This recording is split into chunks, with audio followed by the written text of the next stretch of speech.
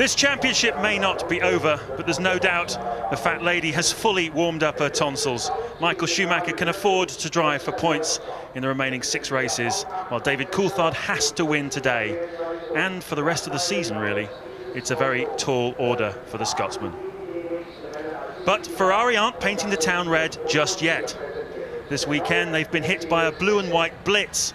BMW Williams have dominated qualifying, grabbing the front row with almost an indecent margin of 0.7 of a second over their nearest challenger, Mika Häkkinen. Schumacher in 4th place. But the key question this afternoon will be, can the season's most unreliable team, Williams BMW, with only 8 finishes from 22 starts, can they keep the pace up and make it to the finish? In qualifying, the monstrous 850 horsepower BMW engine and the wide Michelin front tyres gave them the edge. But will the race be a different story? And isn't it nice to have a new driver on pole position? Pole sitter Juan Pablo Montoya. He doesn't care for reputations, and he has no qualms about taking on the Schumacher brothers mano a mano, as he would put it. Ralf Schumacher was unlucky yesterday in qualifying, and he has a burning desire to put this young Colombian upstart in his place. You can see there the Minardi, I think it was, being pushed down the pit lane. Fernando Alonso will start this race from the pit lane. He caught fire on the starting grid.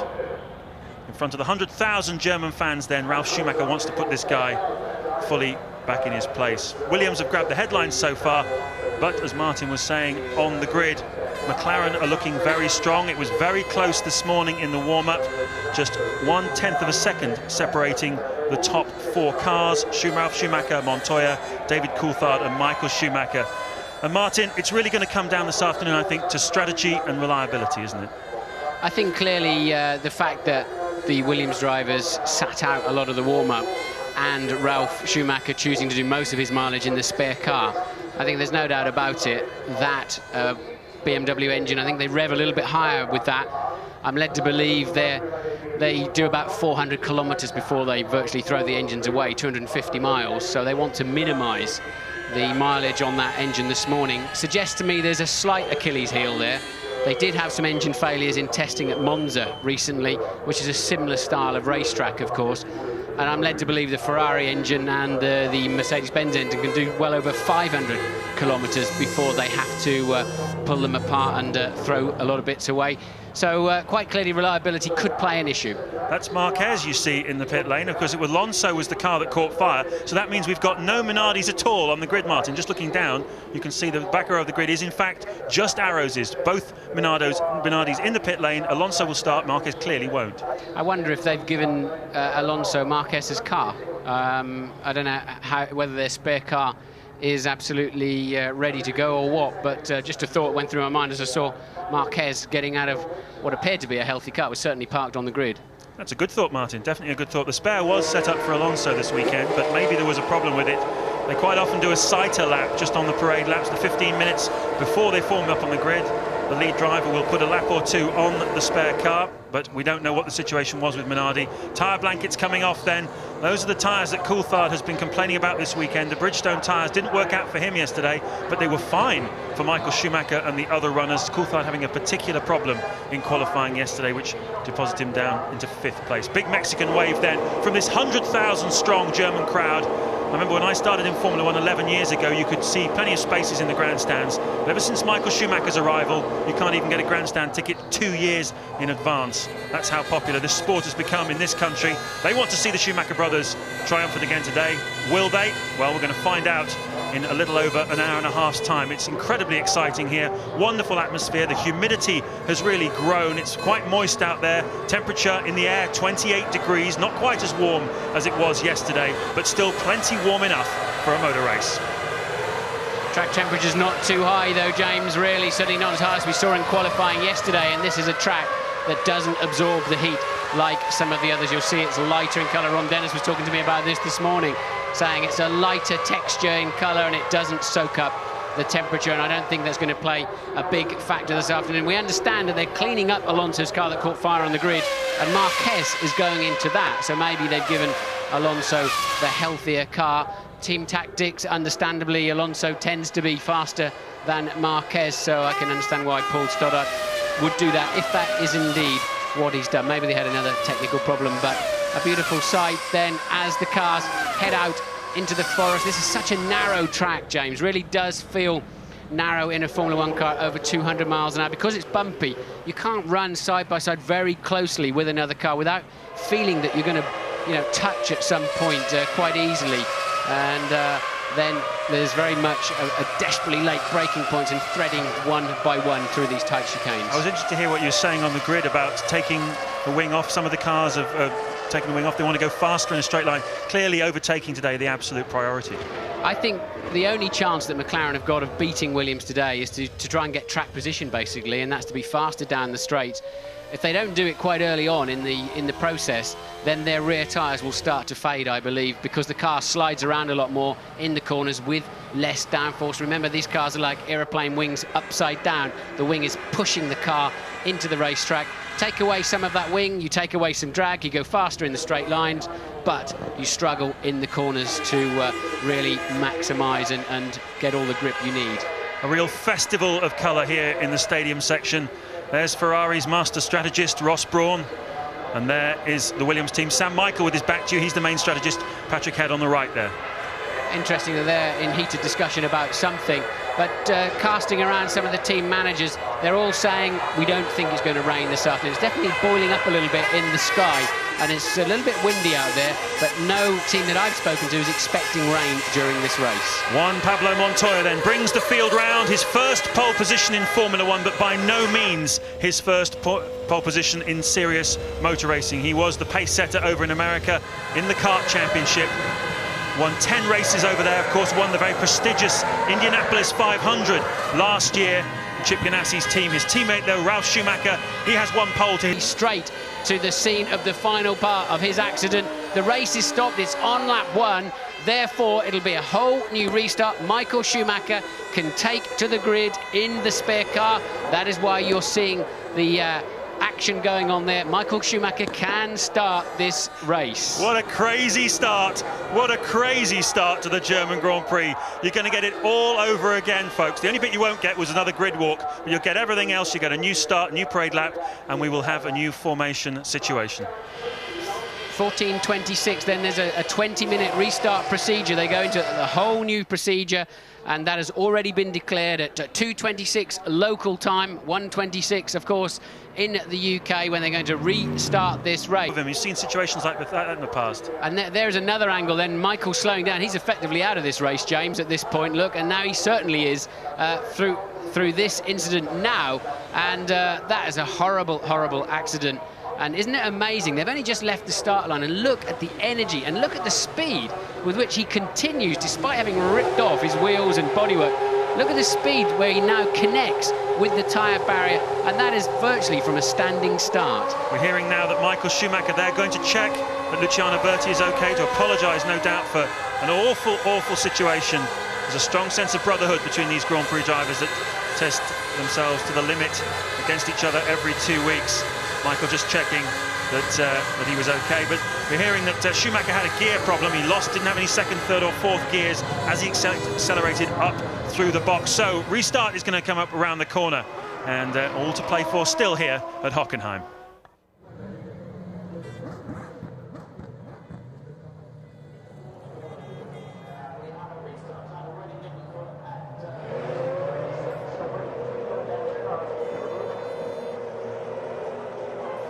Well, we've been lucky here, Martin. I think there's a lot of different angles of this start, and, well, they just get more and more astonishing every time you look at it. Yeah, this is always the... you've got a car decelerating and unsighted cars accelerating. 800 horsepower and 600 kilos of carbon fibre, and that is the net result. And everybody there, Michael Schumacher, stranded really right in the heart of turn 1. Couldn't have parked in a more unfortunate position.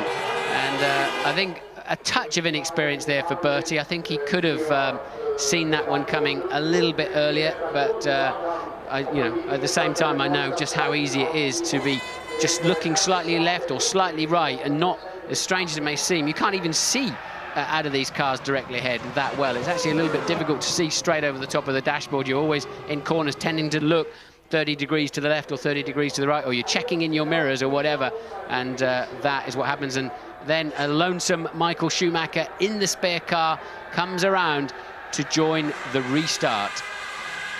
Drivers have to be very aware, don't they, looking at the cars escaping in front of movement. Anyone moving abnormally, I think left or right, usually I would think would put the warning signals out.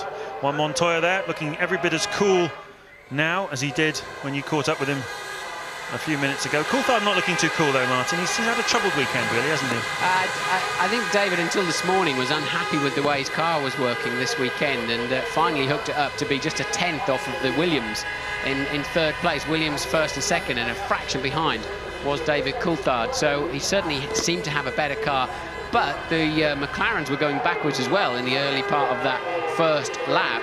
And it'll be Barrichello who'll be most disappointed. He was up to P3 from P6 on the grid.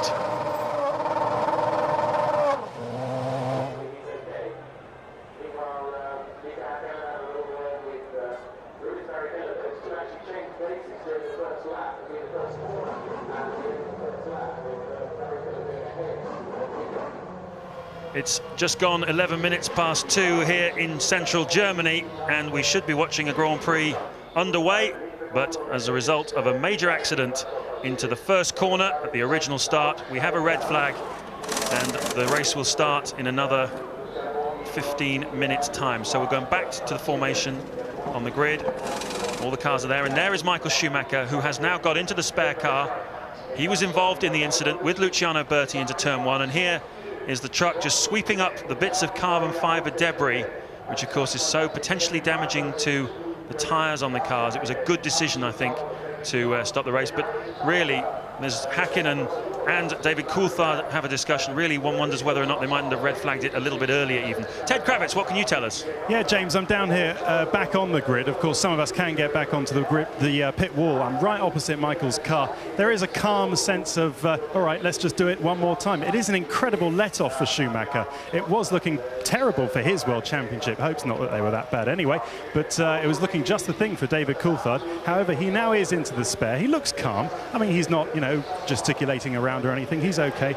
The losers here, though, I think, James, are all the other cars, the McLarens and the Williams. They've already been through the stresses of a start. Schumacher is effectively in a new car. That's an important point, but there is enough time with this 20-minute gap, this set procedure that all of the team managers know very, very well. They keep a little piece of laminated paper in their pocket with the exact procedure to go through this again. Rubens Barrichello will be disappointed with that restart. He was up from 6th on the grid to 3rd already. Had a wonderful start, did Rubens Barrichello, and a very calm Montoya. And this is the time when Grand Prix drivers really earn their money, James, when you know, it sorts out those that can keep their head in the heat of the moment and those that can't, and you're just hanging around, just keeping your pulse down, breathing normally, a little reset button in your head, and okay, it's a start of yet another Grand Prix, no problem. What about when you've been up in the air, rolling through the air? I'm thinking back, of course, to the Australian Grand Prix '96 when you did that in the Jordan, and barrel rolling into that corner, running back to get into the spare car. Can you really just flick a switch and say, right, new start, I've forgotten everything that just happened to me, I've forgotten rolling through the air at over 100 miles an hour? Absolutely. You're here to race. You've spent 3 days now getting ready for this Grand Prix, plus pre-race testing and all of the other aspects of coming to this, the 2001 German Grand Prix. And if you can race, if you can get into the spare car, that's all you're thinking about. There's nothing else enters your mind at all. A lot of work there going on down on David Coulthard's car. Quite furious discussions at the front. They've got the opportunity, of course, just to make any last-minute changes, things that they perhaps wish they'd done on the grid first time round. And they're a well-oiled operation, the McLaren team, as are most of the teams in this field. Formula One, the level standard of professionalism really has gone through the roof in the last few years. But it's a slightly more sparse grid we're looking at. There's Peter Sauber on the left and his young protege, Nick Heidfeld. Another outstanding qualifying performance by the Sauber team. They really are very strong. About to announce that they're going to have the Ferrari engines for another 2 years, which really is the cornerstone of their competitiveness, I reckon. Yeah, I think that's important for Sauber. I hear that they could, or they need a lot more sponsorship money too. Certainly if they're going to maintain the pace they've had this year and improve it for next year, but they've been the sensation of the season, really. You have to say Sauber underperformed for so many years with sometimes a lot of very good equipment and decent sponsorship. And but this year they finally delivered. We're hearing the crowd cheering. The prancing horse there looks rather more like Bambi at the moment, doesn't it? Just after it was born, sadly, with its wheels pointing in the wrong direction. But other winners then in all of this, of course, are the Minardi team. They can now once again go to the back of the grid and hope that they don't catch fire this time around, and they can start the race proper instead of starting from the pit lane. Wouldn't make a huge amount of difference to them because they were on the back of the grid anyway. Yes, the two Minardis are now on the grid where they should be. There's Pedro de la Rosa. Out-qualified Eddie Irvine this weekend. That was an important milestone for him, the Jaguar team. Irvine really has had the upper hand throughout the season, but de la Rosa this time round just getting the edge, and that will have done his confidence a power of good. So Luciano Berti has made it out of the pit lane just with about 40 seconds to go. He's made it out of the pit lane in the Prost. The guy, of course, that was upside, well, not quite upside down, but flying through the air. So he should, we think, be making his way around the back of the track now, and he will arrive on the grid with plenty of time to spare. And of course, when we go again, it'll be exactly the same procedure. There is Luciano Berti, who says Grand Prix drivers are made of anything other than the hardest of steel. Coming round, just making it out, as Martin was saying, in time to get onto the grid. And this is a good moment, I think, as Luciano Berti comes round to take up the grid. Juan Montoya, of course, sitting on pole.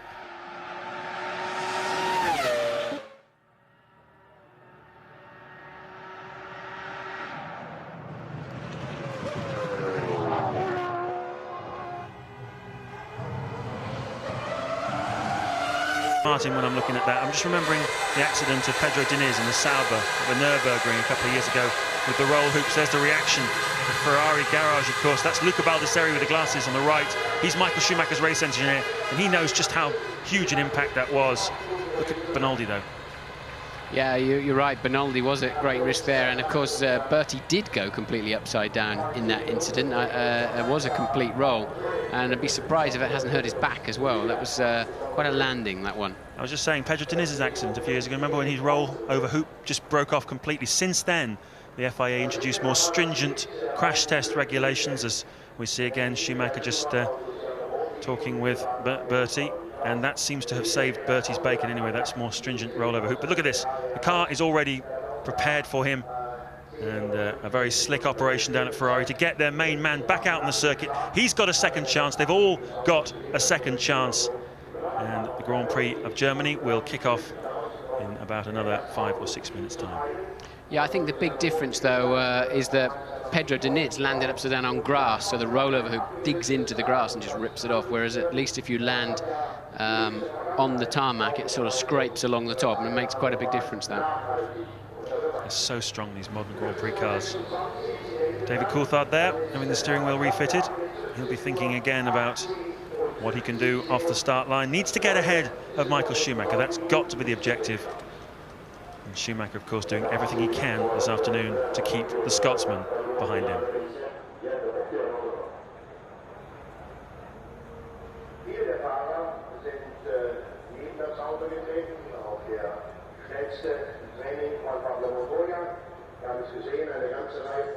It's the German Grand Prix. The restart off will be going off in about 6 or 7 minutes' time. Delighted to tell you that both Michael Schumacher and Luciano Berti, who were involved in that first corner accident, they have both got into the spare cars and both will take the restart. And Louise Goodman, I believe, has some news for us. Yes, I just had a quick word with the Prost doctor. He said, Luciano, he okay, he toughy. So Luciano obviously feeling no pain. Either that or he's so pumped up with adrenaline, he's not sure what he's feeling. There is one slight injury, though. There's an ambulance outside the Jaguar pit at the moment. One of the mechanics tripped over, rushing back to the grid, but he seems to be okay.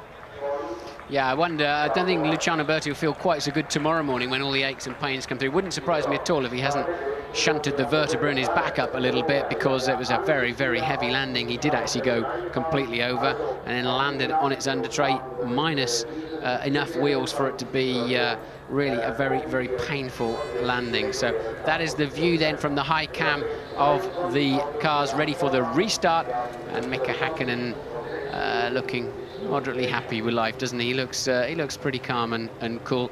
Some of the drivers elected to stay in the car. I thought De La Rosa looked a little bit heavy in the eyes when we saw him. We peered into his crash helmet a few minutes ago. Most of the drivers got out, had a walk around, and I think we're treating it as just another Grand Prix start. I think that's the best thing to do, James. Otherwise, you're sitting in the cockpit just stewing.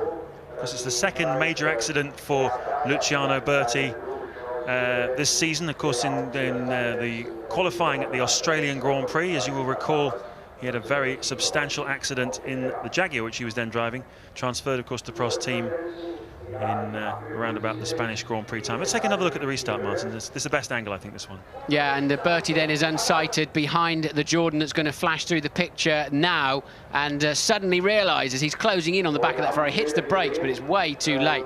Luckily, did not land directly in the cockpit of Bernaldi in the arrows, and then just skidding across, and the wheels staying within the bounds of the racetrack too, so the spectators were safe. There's a big fence there anyway to scoop that sort of thing up. But what it did leave was an awful lot of debris, understandably, right across the racetrack, and even under safety car conditions, they weren't really prepared to allow the cars to pass through there. We've had sweepers on the racetrack trying to get rid of all of that carbon fibre. But when it breaks up, James, it's really sharp and dangerous stuff and cuts the sidewall, and then what happens is the tyre just grows and grows and grows. You don't initially feel a puncture. It grows at those high speeds, well over 350 kilometers an hour, and then just lets go when you least need it to at the end of the long straights.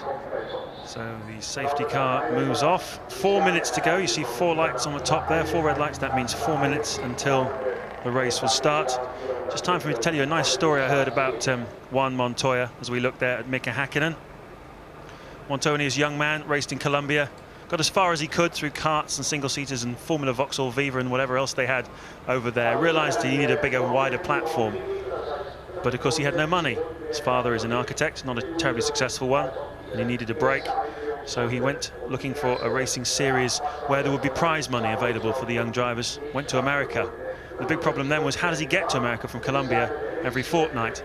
Just so happened, his father had a friend who was in the flower export business, exporting carnations, fresh carnations to the United States. And every 2 weeks, Montoya and his father would sit in the back of this plane with blankets and thermal coats on them with the flowers to get up to America so that he could race. That's the commitment that's got this kid all the way through and has got him now to pole position here at the German Grand Prix and being one of the front runners in this sport. I thought when I was talking to him on the grid it was just a bad aftershave, but obviously it was too long spent in the cargo hull of a flower aircraft. But anyway, it's coming up roses today so far on pole position, of course, still for the restart. And well, we didn't really sort of look at them too much, did we, on the first start? They were clearly 1 and 2. I don't know which way around it was. I assume it was Montoya first. We were all busy watching Michael Schumacher and all the antics going on around and behind him. And also quite interesting on that first lap, we saw the Sauber going through the runoff zones at the chicanes, and the drivers have spoken to Charlie Whiting, the race director, about that, because you're not allowed to gain a position, but by going through those escape roads, you can have a go at somebody. If it doesn't work out, go through the escape road, tuck back in behind them. You've not gained, but you've certainly saved yourself from losing some positions, as you would normally do if it was grass or a gravel trap or whatever. And there's a timing loop every 200 meters around this racetrack, as there are at every other Grand Prix circuit in the world. And if the race director can see where somebody's had a clear speed advantage on the exit of a chicane, although he hasn't made a position up, he will still be penalised. We had that in the Formula 3000 race yesterday, where a driver made a pass, won the race, because he had a better run off of jumping the chicane before. And they'll be looking very carefully at that today. Also an opportunity, I would have thought, Martin, to have taken a look at your competitors, to see how much rear wing they've got running today. Of course, you'd have seen what kind of straight line speeds that they can do, and maybe an opportunity just to trim your settings on the grid this restart, just to give yourself a better chance against your main rivals. Yes, they'll all have wing covers on, of course, on the grid as long as they can. I can see them now on the Williams as we see another replay of the start, and look for the red Ferrari now falling back through the field, and Berti then very, very unsighted, wasn't he, behind that Jordan, and bang. that is the end of that, just for a little while.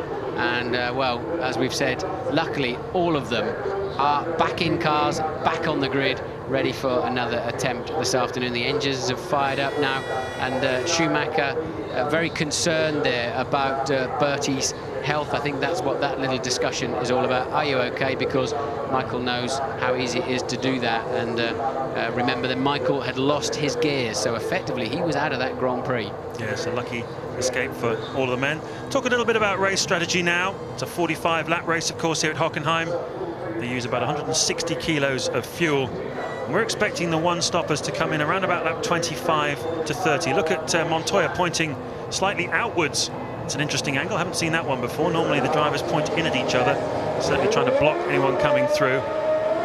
Great shot there of the two Williamses. Fantastically proud day for Sir Frank Williams and Patrick Head. They really are back now at the top of Grand Prix racing. Yeah, this is the dummy grid, of course, the dummy grid. So they will now go around on the formation lap. This lap counts as one of the Grand Prix laps. And it's when they come around again is when they'll be getting their car pointed where they want it to be. The inside of the track here is very dirty. It's not the racing line at all, but it does tend, because I think it's fresher tarmac, it does tend to have very good grip down the inside here. I noticed then when the cars just went off, they took the tyre covers off, as we ride on board there with Mika Häkkinen, that Montoya had a brand new set of tyres on. The others all had a set of tyres that looked slightly scuffed. They'd done a lap or two, but Montoya definitely had a brand new set of tyres on. That's an interesting decision. Yeah, well, they certainly both started the first Grand Prix, as it were, with brand new tyres on. And I think because this is a whole new Grand Prix, a whole new start to the afternoon, they can elect to do that if they choose to do so. So Montoya leads them then down into the second chicane. And, of course, standing starts are, in recent years, reasonably unusual for Montoya. Over there in IndyCar racing, where they have rolling starts, where he won the championship, of course. So for him on pole, for a standing start is something he hasn't done since his Formula 3000 days. Will be greatly helped, of course, by the introduction of launch control, new systems that get the cars computer controlled. The driver just presses a button now, and when the lights go out, the car takes over and does the rest, hurls the thing at the first corner. Since the introduction of launch control, they now get up to 100 miles an hour, even faster than they did before. It takes just under 4 seconds to get one of these things from a standing start to 100 miles an hour. It's a staggering thought, isn't it? They're all doing well over 100 by the time they arrive at the first corner. Jean Todt on the right there, the sporting director of Ferrari. Norbert Haug there on the left from Mercedes-Benz. A lot of pressure on Mercedes today. BMW have them on the back foot. Intense competition here in Germany between the two leading car makers. Both have many thousands of employees and guests in the grandstands here. I know that Mercedes have 5,000 tickets just for their employees in this wonderful motordrome, as they call it. Fantastic stadium. Next year, of course, this circuit will be redeveloped. There'll be even more stadium sections. There's the local hero, Michael Schumacher. But all eyes focused once again on the front row, Juan Montoya and Ralf Schumacher. David Coulthard, of course, who's starting alongside Michael Schumacher on the grid, will be grimacing slightly, thinking, I could well have done with him out of this race today for my World Championship chances. So a big save then so far for Michael Schumacher to be able to restart this Grand Prix. But the reset button has been hit then, and they've all got an equal chance once again. Pete Hayes, the tension, the atmosphere. Their adrenaline's already been pumped to the limit once this afternoon. It's about to be pumped to the limit once again. Everything is in place. 2 lights, 3 lights go on, 4 lights, 5 lights, and for the second time this afternoon, it is go! Montoya away well, also Ralf Schumacher. Michael Schumacher much better, but Coulthard right alongside him into turn 1. Who's going to come out in front? It's very even Stevens between the two of them. Bertie, not surprisingly, rather tentative through that corner for the first time, but Coulthard and Michael Schumacher are going at it hammer and tongs, and Rubens Barrichello looks to make a move. Yeah, Barrichello then all over the back of Coulthard. Can Coulthard find a way around the outside of the Ferrari into turn 1? Häkkinen then losing a lot of speed as he heads down into the terminal speed zone down there. Somebody's locked his brakes, and another big accident. Surely that must be Della Rosa, the first of the Jaguars off the line, running into the back of, I suspect, Nick Heidfeld in the Sauber. So we have a Williams 1-2, a Ferrari third, and now David Coulthard coming back. It is De La Rosa in the Jaguar. We don't know the other Sauber driver yet. It is Heidfeld. Heidfeld in the other car. Coulthard's made it back past Rubens Barrichello. A Benetton then across the escape road. It's all happening. Will they have to put the safety car out again? And still, the Ferrari and McLaren absolutely side by side. That's Barrichello and Coulthard one more time. That's going to get tight. That's going to get very tight. Barrichello getting smart there, realising it wasn't going to pay off. And look how much more grunt he's got coming out of that chicane. We don't know if it's wing level. We know that Coulthard took a lot of wing off before the start of the Grand Prix for the warm-up this morning. And still Coulthard with the racing line then. And Barrichello making it stick around the outside. And the Sauber now having a go of Raikkonen. So Coulthard losing out then to Barrichello that time around. That's a massive scrap for what is 5th and 6th places. Fantastic wheel-to-wheel racing here at Hockenheim. Coulthard seems to be dropping back, though. Has he got a problem, I wonder? Look at the gap now already between himself and Barrichello, or indeed are they carrying different fuel loads? That's one possibility. Coulthard went wide in the first part of that sud curve, so that's why he dropped back. Coulthard getting right up into the marbles at the top there. So Montoya leads then, James, from Ralf Schumacher by 1.4 at the end of the first lap. Yes, then it's Michael Schumacher third. Here's the accident again, Martin, as De La Rosa hits into the back of Heidfeld. Just misjudged his braking point from the looks of things. That was the man I said sat in his car looking like he was getting stewed, didn't I? I thought De La Rosa looked a bit intense in that car, and he's massively out-braked himself and then just hung on to the brake pedal and straight into the back of Heidfeld. Shame there for Heidfeld, shame for De La Rosa too, but clearly De La Rosa's fault. So Montoya a 1.4-second advantage over his teammate Ralf Schumacher at the end of that first lap, but Ralf Schumacher has set the fastest first sector time on the second lap, so these two are pushing each other very hard. Michael Schumacher is third, Mika Häkkinen fourth, Barrichello is fifth, Coulthard down to sixth, Kimi Raikkonen pressing very hard in 7th place in the Sauber. Eddie Irvine has done well. He's in 8th place, just what Jaguar needed, because they've got a very fast race car and they're enormously frustrated always by their performance in qualifying.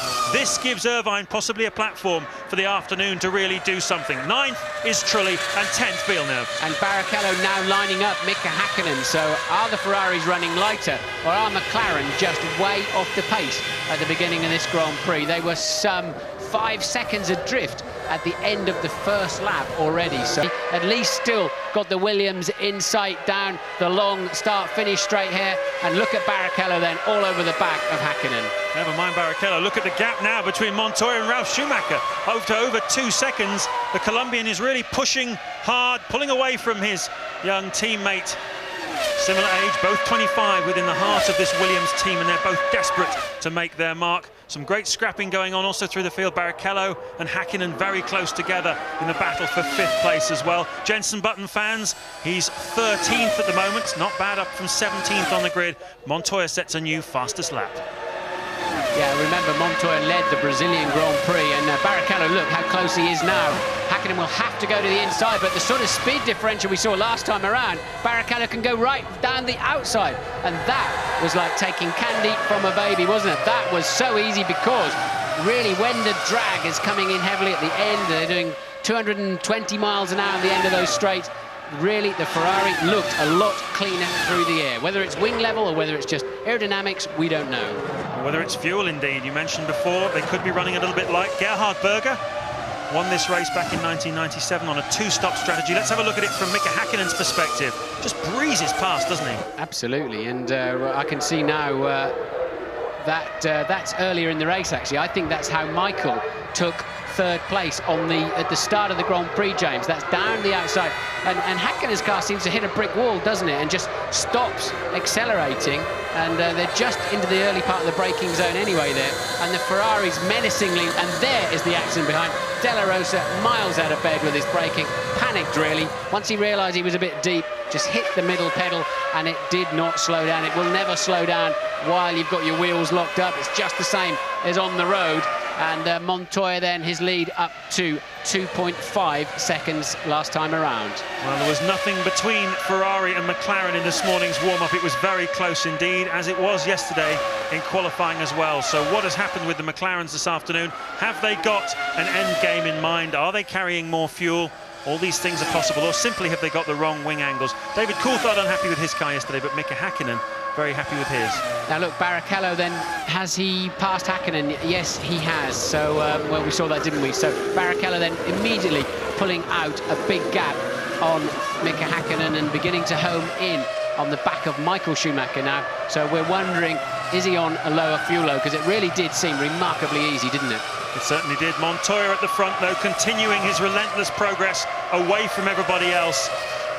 He is now 2.5 seconds clear of his teammate, and would you believe it, 5.4 seconds clear of Michael Schumacher. In a league of his own at the moment. Of course, a long way to go in this motor race. Strategy will play a role. Reliability most definitely will play a role, as we see Zonta, I think, putting a nice move on Villeneuve. That's for 10th place, and indeed, Ricardo Zonta standing in behind Harold Frentzen, who was sacked on Wednesday, I believe, by Eddie Jordan, putting a nice move on Jacques Villeneuve, making his way through the field. Olivier Panis, in fact, I beg your pardon, that's the battle for 12th place between Panis and Zonta. Trulli and Villeneuve are 9th and 10th. So Montoya then, a new fastest lap, a 1:42.2. That is 2 seconds underneath the lap record, James, of this racetrack already. We've seen lap records slaughtered all around the world this year, haven't we? With the latest Formula 1 cars, sensational speeds they're doing, and they're down already in the low 1:42s. He was some half a second faster that time around, James, and the dust you see in the background is as they just run a little bit wide on the exit of turn 1. Nothing like as dramatic as it first appears.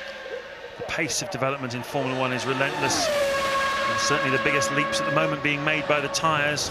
Michelin on this Williams you're looking at Juan Montoya, of course, and Bridgestone with Ferrari and McLaren. And the gaps have come down so much. 3-4 seconds a lap we are faster than last year, mainly due to the tyres. Well, of course, Williams are very much attached to Michelin for the future. We understand that the Ferraris will be with Bridgestone for the next 4 years. So what will McLaren do? What would you do if you were McLaren, James, at the moment? I think I'd go Michelin, wouldn't you? I would like to see McLaren go with Michelin, actually. I think that would make would be really good for Formula 1 to see them go a different way from Ferrari. They've been their principal competition, really, for the last 4 years. Now you can see that Michelin, together with Williams and BMW, are getting very strong. As Zonta misses the chicane, has to be careful to feed himself back in the right place, and I think he has done that. Very cleverly done, because if you gain a place by jumping through the chicane like that, you will get a 10-second stop-and-go penalty. Extremely expensive around here, and we've seen it cost people over the last few years.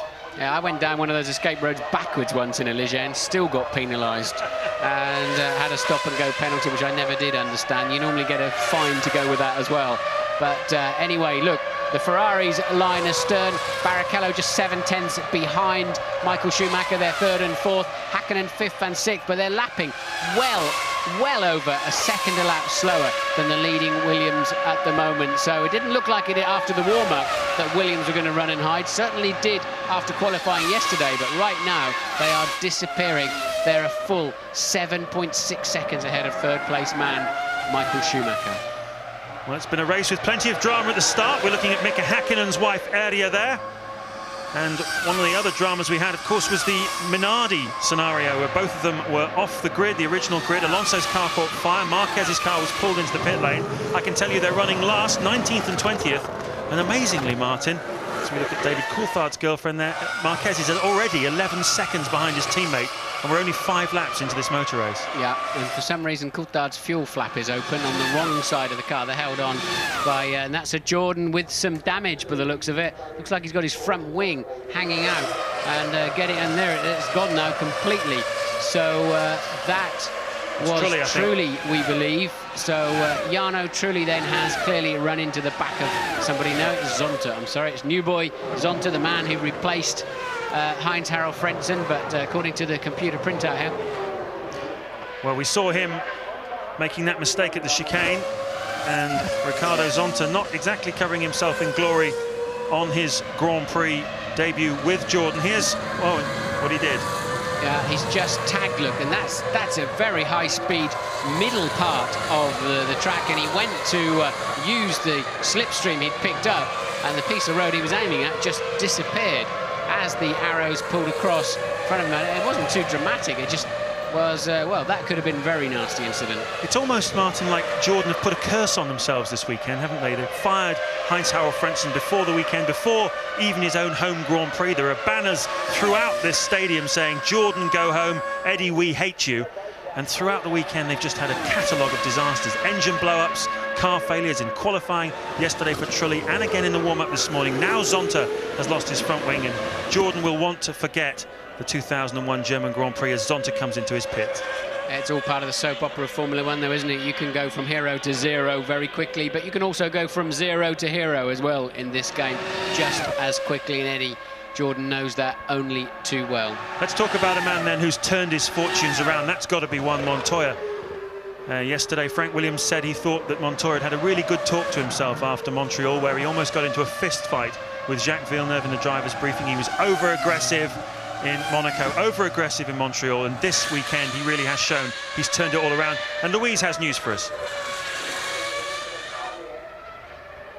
Louise doesn't have news for us right now, but what we're looking at here is Barrichello being allowed past Michael Schumacher up into third place, somewhat confirming, I think, our idea that he may well be running on low fuel at the start of this Grand Prix. Got off the line like a rocket, and he's been scything past cars, and Michael quite clearly letting him go through there. But I'm surprised how much gap Michael's then allowed to develop so quickly. But Barrichello then now getting after those Williams. He's 9 seconds behind the leader. Won the race here last year, Rubens Barrichello, from 18th place on the grid. He started this race from 6th, and, well, he's certainly challenging now. Louise Goodman. This time with Pedro de la Rosa. Pedro, was that maybe a slightly over-optimistic move? Yeah, well, I made a mistake coming into the second chicane. I braked too late. Just as simple as that. Sometimes you have to take risks. I made a good start, and it was not that I braked too late. It was just or later than I would. It's just that they were stuck in the first chicane really slow. Everyone was on first gear, and I arrived there in completely too quick and could not stop the car. Locked, hit Nick, and that was the end. Thanks, Pedro. Yeah, they're always slow in the chicanes on the first lap as everybody's jockeying for position. That's a guarantee, that's not a maybe, that's a definitely that that's going to happen. And there's the gap already then that Barrichello has opened up on Michael Schumacher. Schumacher lapping 1.4 seconds slower than the two Williams that are running first and second at the moment. And Montoya's lead then up to 4.7 seconds. And as you can see now for yourself, Barrichello 4.3 seconds further down the road in third position. Can he make this lower fuel load work for him this afternoon? He's got a heavy and hard afternoon ahead of him, and that presumably then is Zonta pulling out of the race. There must be some other form of damage on Zonta's Jordan from when he tagged with the arrows going down the straight. Ricardo Zonta then retires from 20th place in this German Grand Prix. Montoya still leading after 8 laps from Ralf Schumacher. Barrichello up to 3rd, having been let through by his team leader, Michael Schumacher, who's now 4th. It's where he wants to be, in front of David Coulthard, his main title rival, who is down in 6th place. Between the two of them still, Mika Häkkinen. Kimi Räikkönen holding on in 7th place. Another strong performance from this young Finnish driver. Then Eddie Irvine in 8th, just 0.6 of a second behind Räikkönen. Trulli is in the fight as well in 9th. Jacques Villeneuve is in 10th place. And we're looking at the race leader, Juan Montoya, and this is what he got a reputation for over in the United States. Pulling away from the start. A very aggressive, feisty racing driver. He's a fantastic physical presence, Montoya. Big, powerful forearms, a real barroom brawler. Louise, what can you tell us? Well, I'm stood here with Nick Heifel. Let's get the other side of the story. Nick, Pedro admitted responsibility for that one. Presumably you'd agree with him. Yeah, I mean, I think everybody who saw it on the TV has to say that it wasn't my mistake, but I'm out of the race. And your face is registering your disappointment. I mean, we've been very strong all weekend. I've been on P7 for the last 2 days, and that's the maximum we can achieve. And another really bad thing is that it's the 3rd or even the 4th time that I'm hit in the race, and nothing I could do about it. Bad luck, Nick. Thanks. Yeah, definitely a very ambitious move there or mistake it really was by De La Rosa, which he was good enough to admit. We're just watching a slow-mo of the oversteering McLaren there of David Coulthard with the fuel flap, showing the cars, all Formula 1 cars have a fuel flap on both sides, because depending on the direction of the racetrack and whether the pit's on the inside or the outside of the racetrack, you fuel left or you fuel right. You fuel right-hand side of the car from the driver's perspective here. So that is just a redundant flap this weekend that has managed to come up by itself, and that will not be helping the aerodynamics on this high-speed, low-downforce racetrack. I mentioned before that Eddie Irvine has a better race car than he has a qualifying car, and he's putting some moves now on Kimi Raikkonen. This is the battle right on your screens. I think the directors cottoned onto it too. Just 0.6 of a second between them as they went over the line last time, and Irvine has been monstering him through one or two of the chicanes on this lap. We'll see what Kimi Raikkonen is made of shortly, I think. And here's the scrap going on for 9th place. Trulli is leading from Villeneuve and Panis in this scrap. This is really the middle race, with the BARs and the Jordans scrapping it out for perhaps the last of the points positions. But at the moment, you have to say Sauber have got the upper hand on these two teams.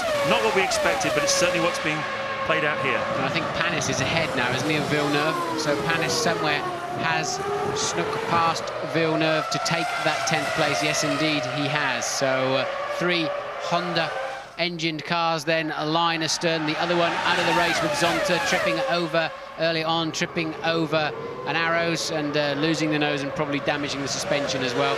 And this is a very good scrap in the middle of the field. 9th, 10th and 11th then. But if, I tell you, if those Williams are one stopping this afternoon, this is a whitewash, because they're romping away a second and a half per lap from the Ferraris and the McLarens in particular. And if they only have to stop once this afternoon, they're going to win it by a country mile.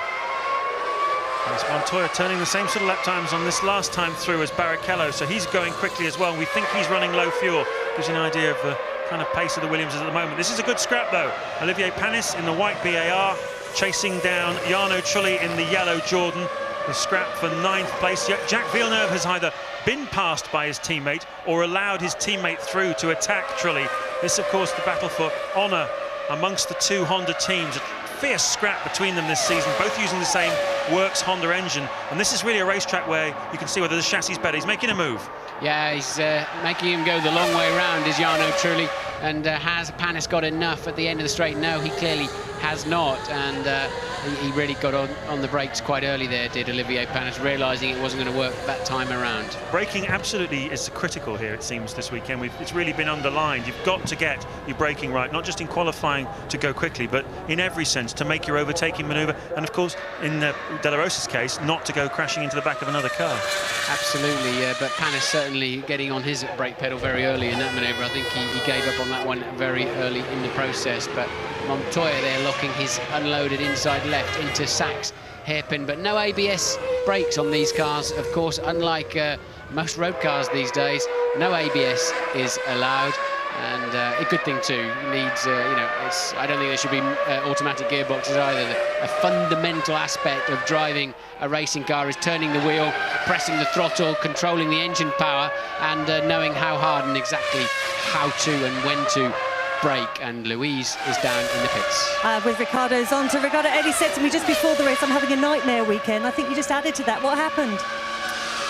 The race was quite okay. You know, the car seems okay in the race, but when Verstappen made a mistake on the chicane, I catch his toe and I was going to overtake him. You know, I was beside him and he just closed the door. You know, I don't know if he didn't see me there, but I was completely beside with him, and I, you know, touched my front wing, then was going my race. You're obviously kind of keep this drive, not the race you wanted, really. Sorry? You're trying to keep this drive, not really the race you wanted.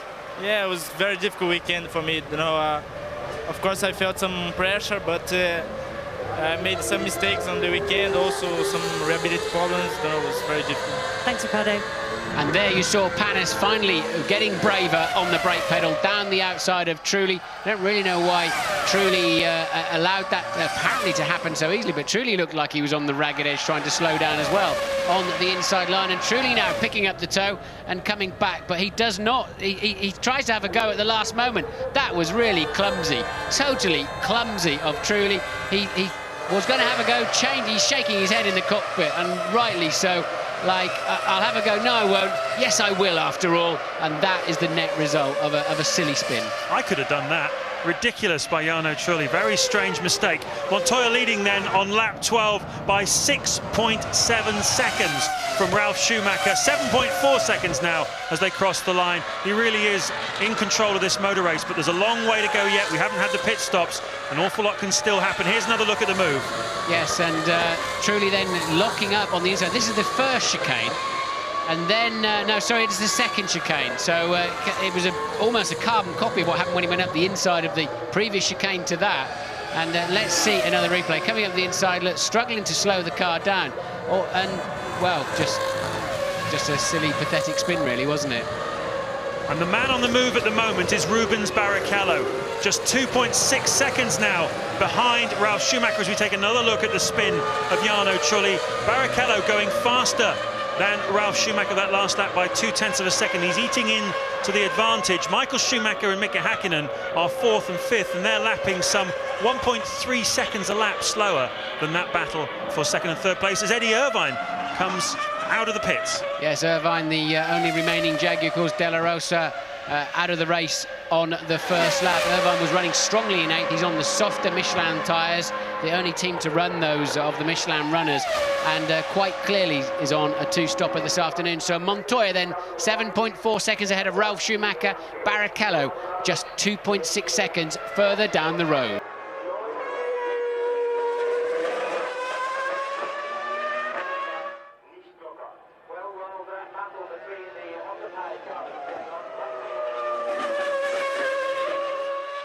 $10 million question now is what fuel strategy are the leading runners using? Juan Montoya lapping comfortably in the high 1:42 bracket, roughly the sort of pace we saw this morning in the warm-up. Ralf Schumacher a little bit slower, 0.6 of a second slower than his teammate, and he's given away 8 seconds in 13 laps, which is pretty consistent with losing about 0.6 of a second. Round this circuit, 10 kilos of fuel will lose you about 0.3 of a second. So possibly it's in the fuel, possibly it's in the way they're driving, but you can't really imagine that all of a sudden Montoya has found this extra burst of speed on race day in comparison with his teammate. There's a direct back-to-back of where they stand in the last 3 laps. You can see clearly Montoya having about 6 or 7/10 of a second advantage over his teammate. Who else is on the move then, looking down through the field? It's pretty much even Stevens in the top 6. Raikkonen still is in 7th place. Panis and Villeneuve, of course, both ahead of Jarno Trulli. Jenson Button going nicely, Martin, in 10th place. Young Englishman's had a rotten season so far, lapping in the high 1:44 bracket. Not particularly competitive relative to the cars in front of him, but it's all about being out there at the finish at this racetrack. And the Renault engine, Button will be hoping, will last through to lap 45. Yeah, but the one-stopper Bridgestone boys are just not looking good, are they? They're in the 1:43.5 for Michael Schumacher. Häkkinen, Coulthard, Raikkonen into the 1:44s. Very, very slow pace there. So Bridgestone not working. So, and look, problem then for Mika Häkkinen. He's got fluid leaking out of the side pod of the car. So Häkkinen retiring from the Grand Prix.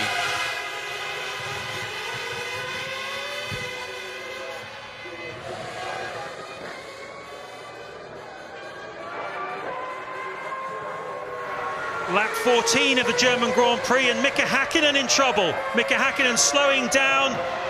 Fluid coming from the back of that car. The McLaren mechanics look like it's all over. He thinks it's all over. It definitely is. And Häkkinen out of what was 5th place in the German Grand Prix. His rotten luck in 2001 continues, Martin. Yes, it does indeed, and we saw a lot of fluid coming out of the side pod of the car. Mika knows there's a little back road into the back of what is actually the paddock rather than the pits. He could have turned left there and actually gone into the pit lane. He's chosen to go to the route that takes him somewhere near his motorhome and his civvies that he'll be jumping into anytime soon, because Häkkinen quite clearly out of the Grand Prix. And, well, it's not looking good for McLaren at Mercedes-Benz this afternoon. They've got 2 BMWs in front of them. They're just 100 miles from their home, 100 kilometers from their home, in Stuttgart, and it's a miserable afternoon so far. Yes, Mika Häkkinen's 6th retirement of this season. Ted Kravitz, what can you tell us? Yes, James, actually down here in the McLaren pit, the mechanics had moved all their chairs that they sit on during the race while they're waiting for them to do their bit in the pit stops. They'd moved them out of the way, thought Mika was going to be able to make it back to the pit, but wasn't. Heads dropped. It just, you know, another one of those things. Häkkinen out of yet another motor race this year. Ralf Schumacher responding to the challenge from Barrichello. He's gone half a second faster on that last lap than the Ferrari driver, as Mika Häkkinen once again disconsolately takes off his helmet. Look at the fluid pouring out. Is that a hold radiator? Yeah, the radiators are situated there. Certainly looks like water, doesn't it? Rather than it's not oil, and it certainly will not be fuel, because that's tucked in a rubberized tank right in the back of the driver's seat in the center of the car. So I would assume that is some kind of connector or failed radiator there for Mika Häkkinen, and Ralf Schumacher really on it once again on this lap. It's Montoya you're looking at now, though. He was 8.3 seconds ahead last time over the start-finish line, and Ralf trying to find a bit more pace. His teammate very much outperforming him in the first third of this Grand Prix. It certainly is, and BMW certainly outperforming Mercedes. A battle for German honour between the big car constructors. Big lock-up there for Ralf Schumacher. You can see Rubens Barrichello's head bobbling around there. Just what Martin was saying before about how bumpy this track is. There's Michael Schumacher. That's the margin between them, 9.2 seconds. Schumacher clearly driving for the points this afternoon and keeping Coulthard behind him. He's currently 10.5 seconds ahead of his nearest championship challenger. We'll see him any moment now. There is David Coulthard. Yeah, he's losing about 1.8 seconds per lap to the leaders. The fuel flap won't be helping that, but it certainly won't be much more than a tenth or two around this lap, I would guesstimate. And then that must be for Rubens Barrichello. They must be, yes, it is indeed. Barrichello in then at the end of the 17th lap. So Barrichello, the first pit of the afternoon, scheduled stop. Bang on target for a two-stopper. Rubens Barrichello comes in. He's going to take on about 50 kilos of fuel, and he should be stationary for about 8.3 seconds. What's he doing? Oh, well, I think the clock is a bit out there. Bang on target for a two-stopper. So we now know that our hunch was right. Rubens Barrichello should filter back in again around about... Well, it's difficult to tell. It's quite competitive there. He seems to be behind the McLaren of David Coulthard, so in which case he's filtered in 6th place. Well, that means it's working out well for him then, doesn't it? I mean, they've now both got to stop one more time, and we know that Barrichello's got the faster car, so that is looking pretty healthy for Ferrari ahead of McLaren, but they're not going to be anywhere near these guys. But they will be disappointed, I think, Martin. I think probably the idea there was to get him out in front of Coulthard. That would have been the game plan. They'll be disappointed. He's got all the work to do again of getting past him. But of course, one less car for Barrichello to pass this time round is that McLaren of Mika Häkkinen. As into the pits comes Kimi Räikkönen from 7th place. Yeah, surprising how many teams have elected for the two-stopper this afternoon. Traditionally, it doesn't work here, does it? I mean, as you said, Berger did win the race like that, but only because other cars dropped out in many respects. So Eddie Irvine then in the pits again. That must be a problem for Eddie Irvine, because he's already made a stop this afternoon. And Räikkönen, I can see the mechanics saying, no, cut the engine at the top of your screens there. So another good afternoon potentially for Kimi Räikkönen, cut short. Two cars retiring at the same time, starting to drop out a little bit now as Häkkinen walks back. Bad news for Jaguar, both of their cars out of the race. Bad news for Sauber, both of theirs too. Häkkinen, Zonta, Heidfeld and De La Rosa, the retirees. Only 18 cars running after 17 laps. And Ralf Schumacher putting the hammer down now. Sets the fastest lap of the race so far, in pursuit of his teammate. Thinking about pit stops in the not too distant future. We expect them anytime between lap 25 to 30. The two Williamses out front. Montoya at the moment having the upper hand. Jenson Button having a good afternoon. He's up into 8th place and running on the same sort of pace actually as for example Coulthard and Panis and Koen Villeneuve, the runners that are now just ahead of him in terms of positions on the racetrack. So Jenson Button certainly having his strongest run for the Benetton team. Good to see Jenson Button working his way back up towards the front. Story going around the paddock this weekend that the odds that you and I talked about yesterday in qualifying, Martin, of 9-1 on Montoya getting pole position. David Robertson, who is Jenson Button's manager, was telling you and I both about it. The story is he put 10 grand on it as Montoya goes past the back marker Minardi there, and made £90,000 from the bet. Not bad work. Well done him. But I would imagine there that Montoya would grimace a little bit. Remember when he peerlessly led the Brazilian Grand Prix, only to have a lapped car, Verstappen at that time, run into the back of him, and it was just to see him pass and chop back in front of that Minardi just brought that picture back in my mind. So we have seen this man, well, this is Ralf Schumacher, of course. We have seen Montoya able and comfortable to lead a Grand Prix, even in his first season of Grand Prix racing, and he does seem to have the confidence and the mental strength to do that. And this then is Barrichello, who has pit stopped once, up behind the sole remaining McLaren of David Coulthard. They are currently then 4th and 5th. Yes, this is the battle, and Ferrari will want, you see the crowd on their feet, willing the Ferrari on, or possibly willing the McLaren on with that Mercedes power plant. They have a huge following here in Germany, Mercedes-Benz. Ferrari, though, will want Rubens to give David Coulthard a very hard time, because he's the main championship rival of Michael Schumacher, with 27 laps of this Grand Prix remaining. This is lap 18. But it's strange, isn't it? We're 100 kilometres, 60 miles from Stuttgart, the main base of Mercedes-Benz, as you watch Bertie. He's having an exciting afternoon. He's been upside down once. He's in another car and recovering there from a spin by the looks of it. He's currently running in 10th place, though. We've had a lot of retirements, of course. Add to that list definitely Raikkonen and Irvine, and Louise is with Mika Hakkinen. Yeah, Mika, we could see some kind of fluid coming out of your car. What was the problem, a whole radiator? Well, disappointing, obviously. We were going well. Even we were running that time, I think we were 5th running that time, but I was very confident with the car that where we can bang a good result into today. I was looking for finishing in podium, maybe 3rd, maybe 2nd, never know, but just a lot of vibration suddenly arrived from behind me, a lot of smoke, and I lost the drive and engine just stopped. Thanks, Mika. David Coulthard defending his corner heavily there, and that's where we saw Barrichello pass earlier in the race when he had a lighter fuel load, and Coulthard really seemed helpless down the straights, didn't he, with the Ferrari in his slipstream. And despite having knocked the wing off that car, they're just not fast enough in a straight line. These two were wheel to wheel in the early stages as Rubens Barrichello put a move on David Coulthard. He's looking to do it again. Turn 1 is not really the place, but he'll be biding his time, thinking about the tight chicanes at the end of the long straight here. The first chicane, they'll be braking from over 200 miles an hour down to 60 miles an hour, and that might just be the place for Rubens Barrichello to go for a rematch with David Coulthard. Strange to see, though, that Coulthard is still a lamb to the slaughter, because they're carrying roughly the same fuel. If not, Barrichello would actually be carrying a little bit more fuel. In fact, on a two-stopper, Coulthard getting very leery, though. And that's what you hear David Coulthard talking about. He said, I don't like the balance of the car. It's too oversteering the chicanes. That's what he means when the back end is stepping out. He struggled on that in qualifying. He was blistering his tyres. Barrichello trying to go the long way around, and David just squeezing him gently one more time. This is a good scrap. These two go back a long way, back into British Formula 3 when they were head-to-head for that championship. Barrichello taking that Formula 3 championship from David Coulthard.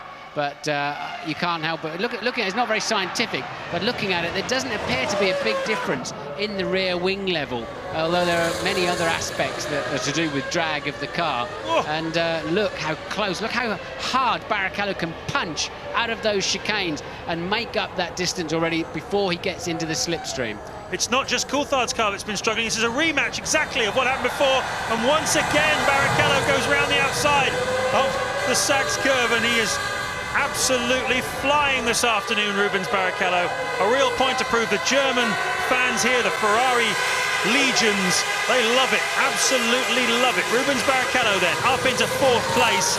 Still leading is Montoya after 20 laps. Ralf Schumacher second, 9.2 seconds behind his teammate.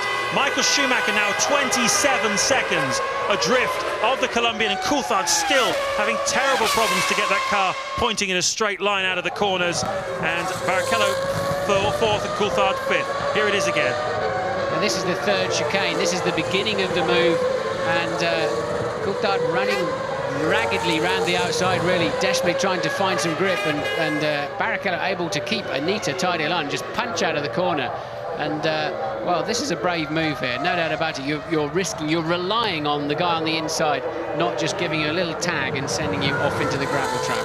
I remember you saying a while ago, Martin, this is a blind bend as well when you come into the stadium. It's very difficult to see, so you're committing yourself to a line round the outside of a corner you can't. An awful lot going on apart from the occasional big stop, and all of a sudden the trees disappear and you come into this stadium area, and that corner always catches you by surprise. Now, it doesn't matter how many times you go around it, and it is a difficult corner to see as somebody sort of almost switches the lights on and takes the trees away. And the race leader Montoya then coming up to lap 13th place Bernaldi in the orange arrows, and he will do that easily then up into the first chicane, and he will also be grimacing one more time. I'm lapping an arrows, please do not run into the back of me. I can win my first Grand Prix this afternoon. Montoya coming here, of course, off the back of 2 races where his teammate Ralf Schumacher refused to let him through. French Grand Prix, Ralf Schumacher said the radio wasn't working. British Grand Prix, he said, I'm not moving over. Patrick Head of the Williams team said, well, maybe we would have made a place up. You see again the move of Barrichello, and I can tell you that the Williams pit crew are out ready for one of the 2 drivers. We don't know yet which one it'll be. That's the Ferrari boys celebrating Barrichello's bravery, but we're about to have our first Williams pit stop. And it's coming up shortly on lap 21. A strange time to be making a pit stop, really. Neither fish nor fowl, neither a 2-stopper nor a 1-stopper. It might just be that they've entered the window and they think they'll just get Montoya in now, get him out safely because he's so in control of this race. Yeah, it strikes me you're better while the track is still, they're still putting rubber down and is a little bit less green, shortening up that first stint. You've got a slightly lighter car on the start line as Montoya does indeed take to the pit lane. Slightly lighter car gives you a better percentage chance of getting into the first corner first, and then you can still make sure you're on a 1-stopper, and I'm assuming they will fuel that car now to the end of the Grand Prix. Well, let's wait and see. There should be about... puts him in reasonable shape. Michael still has to stop yet, so well, disaster for Montoya. Absolutely. It normally takes about 26 seconds to make a pit stop here. That's how much time you have to take out of your race. He's lost 41 seconds in that. A disaster, but now he's got to fight back, and that is going to be worth watching. So we've got a Schumacher 1-2 now, effectively. Ralf leads Michael by 18.9 seconds, as you can see. And surely that puts Ralf in with an easy chance then to win the Grand Prix, providing he doesn't have fuel rig problems or any other pit stop problems. I still think Montoya's got more than enough speed to beat Michael Schumacher this afternoon and take second, but that win now, all of a sudden, looking highly unlikely, you'd have to say. Well, Montoya had a 7-second advantage over Ralf Schumacher before he came into the pit stop. I've worked out why he made the pit stop then. It's because he was about to catch the Trulli-Panis-Berti battle for 10th place, and that would have taken him a long time to carve through. That's why the lead drivers are coming in for their pit stops now, and here comes the Ferrari into the pit lane. Michael Schumacher currently second then after Montoya's drama. Can he regain the track in front of Montoya? We're looking for Montoya, can't see him at the moment. Yes, he's coming past now, so Montoya will stay ahead. He did have a healthy lead, of course. Here Montoya does get ahead then of Michael Schumacher. So he's into second place now on Montoya. Michael Schumacher should be able to rejoin without losing too much ground. Pit stops always have such an influence on the Grand Prix, don't they? Because things can go wrong. There's always that possibility. I think Montoya's third place. He is definitely behind Barrichello. So Montoya out into third place. Now Ralf, then, the new leader, has to make his stop this time around. Of course, Barrichello has to make a second pit stop. He's on a 2-stop strategy. Everybody else on a 1. Michael slows down. Michael Schumacher has got problems. We saw it the first start. He didn't have any gears, and the car... He's only just made his pit stop and something has gone catastrophically wrong. He's not pulling off the racetrack though, which is a strange move for him. He obviously thinks he's going to get it restarted again. I just didn't want to go onto the grass, I think, but clearly the car has fouled. He's thumping the steering wheel. He really should have pulled that out of the racing line as brother Ralf then pits for his one and only scheduled stop of the afternoon. Leader Ralf Schumacher into the pits. Let's see if it works out okay for him. They had the fuel hose on first time around, but clearly no fuel was coming out of Montoya's hose. They had to go for the spare. There's Montoya entering the stadium now. I can see him, he's behind Rubens Barrichello. Ralf Schumacher is going to regain the lead of this race. It's all turned around, it's all going off here at Hockenheim. Michael Schumacher's out, Mika Häkkinen is out, Ralf Schumacher is now leading, and we've got Bertie off again. What an eventful afternoon he's having. And that's turn one, where of course he's already been in those in that conveyor belt with the incident on the first start. So Bertie, I think you'll see him coming through the picture, just missed his braking point on the way in. It's very bumpy on the way into that corner. It is easy sometimes for the chassis to just bottom out, and you just miss the turn-in basically and go straight into the gravel trap. And there's Michael Schumacher waving out. There's quite a big grandstand out there actually down at that first chicane, but unusually then we're seeing a Ferrari out of the Grand Prix. Coulthard will then be taking some points out of Michael Schumacher's World Championship lead if he can get to the end of this Grand Prix. David Coulthard is currently running in 4th position. Well, the gap is 37 points going into this Grand Prix. If Coulthard takes the 3 points for 4th place that he's in at the moment, that gap will go down to 34 with just 5 Grand Prix left. Jenson Button exiting the pits. He was in 7th when he made that pit stop. So Button out now then, and past him goes Trulli and Panis. So Jenson Button having, as we said, the best weekend so far of his Benetton career. Michael not looking too gutted. Of course, he has got that healthy 37-point lead, and Coulthard has yet to get to the end of this Grand Prix. What I want to see now is, will Montoya really put that? They're allowed to race each other. Will that now be the case? Will he set about closing whatever the gap is? We're going to find out what that gap is this time around, now that they've settled down after their pit stops. And they're coming across the line and now. Smoking. He's smoking. He's smoking. You can't see it on your screen. Montoya has blown up right in front of us, Martin. Juan Montoya is out of the race. Unbelievable turn of fortune for the Colombian driver. Well, I mean, how quickly can it go wrong for him? Just like in Brazil, leading the Grand Prix easily and through no fault of his own, with fuel problems, with an engine problem. And remember, he only ran this car for 7 minutes this morning. He wanted to minimise the on-track time. Clearly, there's an Achilles heel. We've seen it now for ourselves. It was a blue, smoky sort of, I would guess, engine failure. I'd be surprised if it's not an engine failure. That's the pit lane. That's why you saw the car flashing through, despite having jumped over the wall there. He's crossed the pit lane, so Ralf Schumacher then leads from Rubens Barrichello by 10 seconds. And Coulthard now up into 3rd place. Yes, more points for David Coulthard. More points eating into the lead of Michael Schumacher in the World Championship. It isn't over yet. And Juan Montoya had another terrific afternoon, hasn't he? Through no fault of his own, he's out of this race. Michael Schumacher also out of the race, just signing a few autographs as well. His luck at this circuit has really been poor over the years. Only won once back in 1994. You think of all the years that Michael Schumacher's been competitive. Here's another look, Martin, at Montoya's demise. I think it's our first look, really, isn't it? We just happened to see him out of the window here of the commentary box smoking, and that obviously is the right bank of the BMW V10 letting go there. And good night and thank you from Juan Pablo Montoya. Well, this is the circuit on which a nutter walked out last year and caused chaos in the Grand Prix. It's an eventful race. It's been eventful for all of these men who are now reduced to the role of spectator. Luciano Berti, he's certainly had quite a time of it this afternoon. Michael Schumacher, Mika Häkkinen's on the sidelines, Pedro de la Rosa, Nick Heidfeld, Kimi Räikkönen, Eddie Irvine, and of course Juan Montoya. 12 cars still running after 26 laps.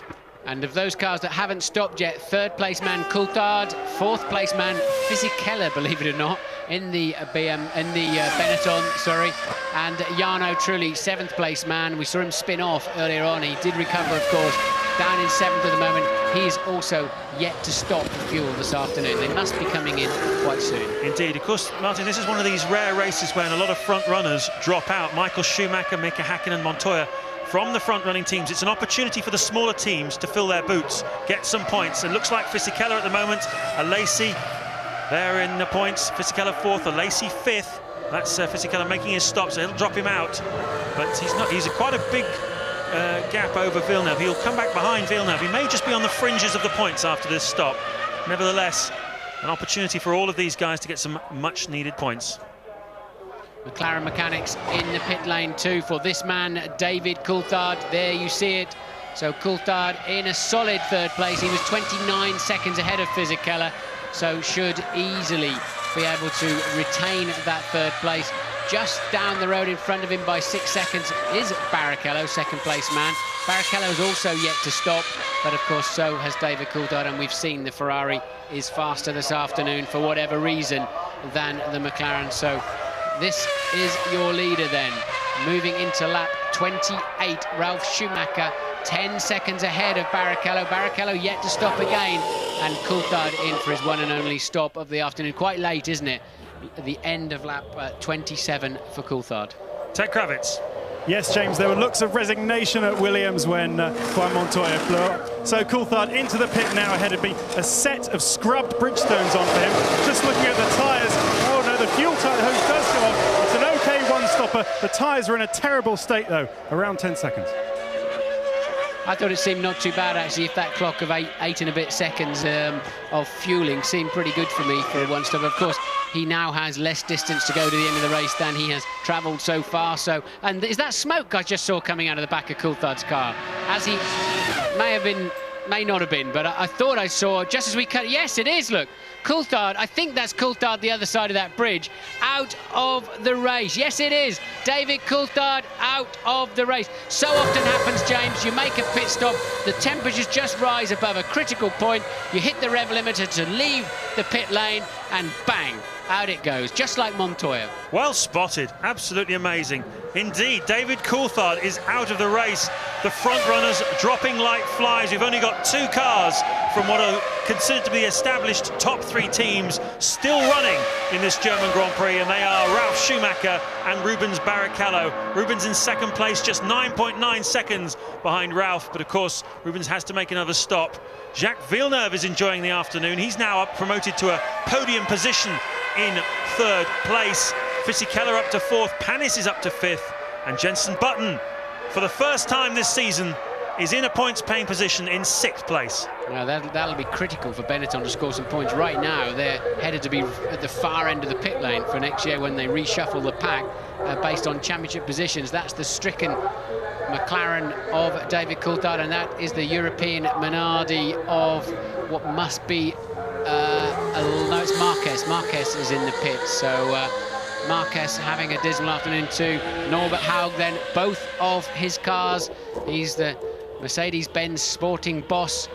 Both of his cars now out of this Grand Prix, and the BMW people will be sitting on all of their crossed fingers and toes. They would like to win this race, or maybe for the 2nd consecutive year this man Rubens Barrichello can win the German Grand Prix for his 2nd Grand Prix victory. Ralf Schumacher leads from Barrichello. Coulthard showing 3rd on the computer, but now out of the race, so that elevates Villeneuve into 3rd. Fisichella is 4th, Panis is 5th, Button is now 6th, Alesi 7th, Trulli 8th, and Bernaldi in 9th. Verstappen rounding out the top 10.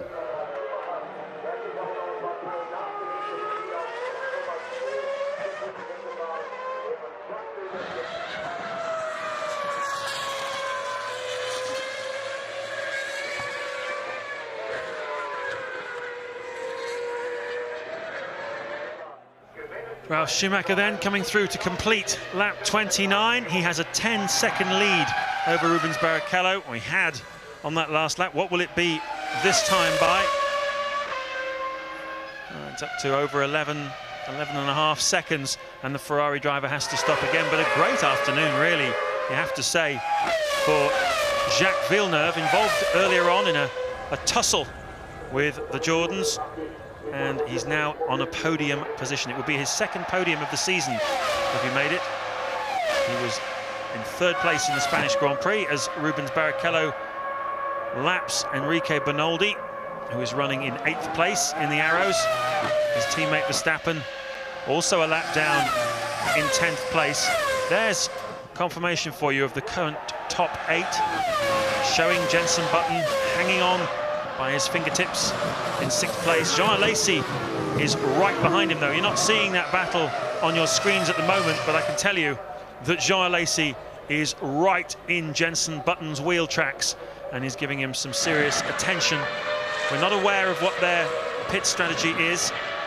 Haven't seen either of them make a stop, but I would imagine by this stage of the race they will both have been in if they're one stopping. And so Button holding on, trying to get his first points. Incredible to think, isn't it? The sensation of last year still to get his first points in the 2001 season. There's the race leader though, Ralf Schumacher. Didn't expect probably to win this race after 15 laps into it. Probably thought it was going away from him, but just shows you how the pendulum swings in Formula One always. Nothing can ever be taken for granted in this sport, particularly where pit stops are concerned.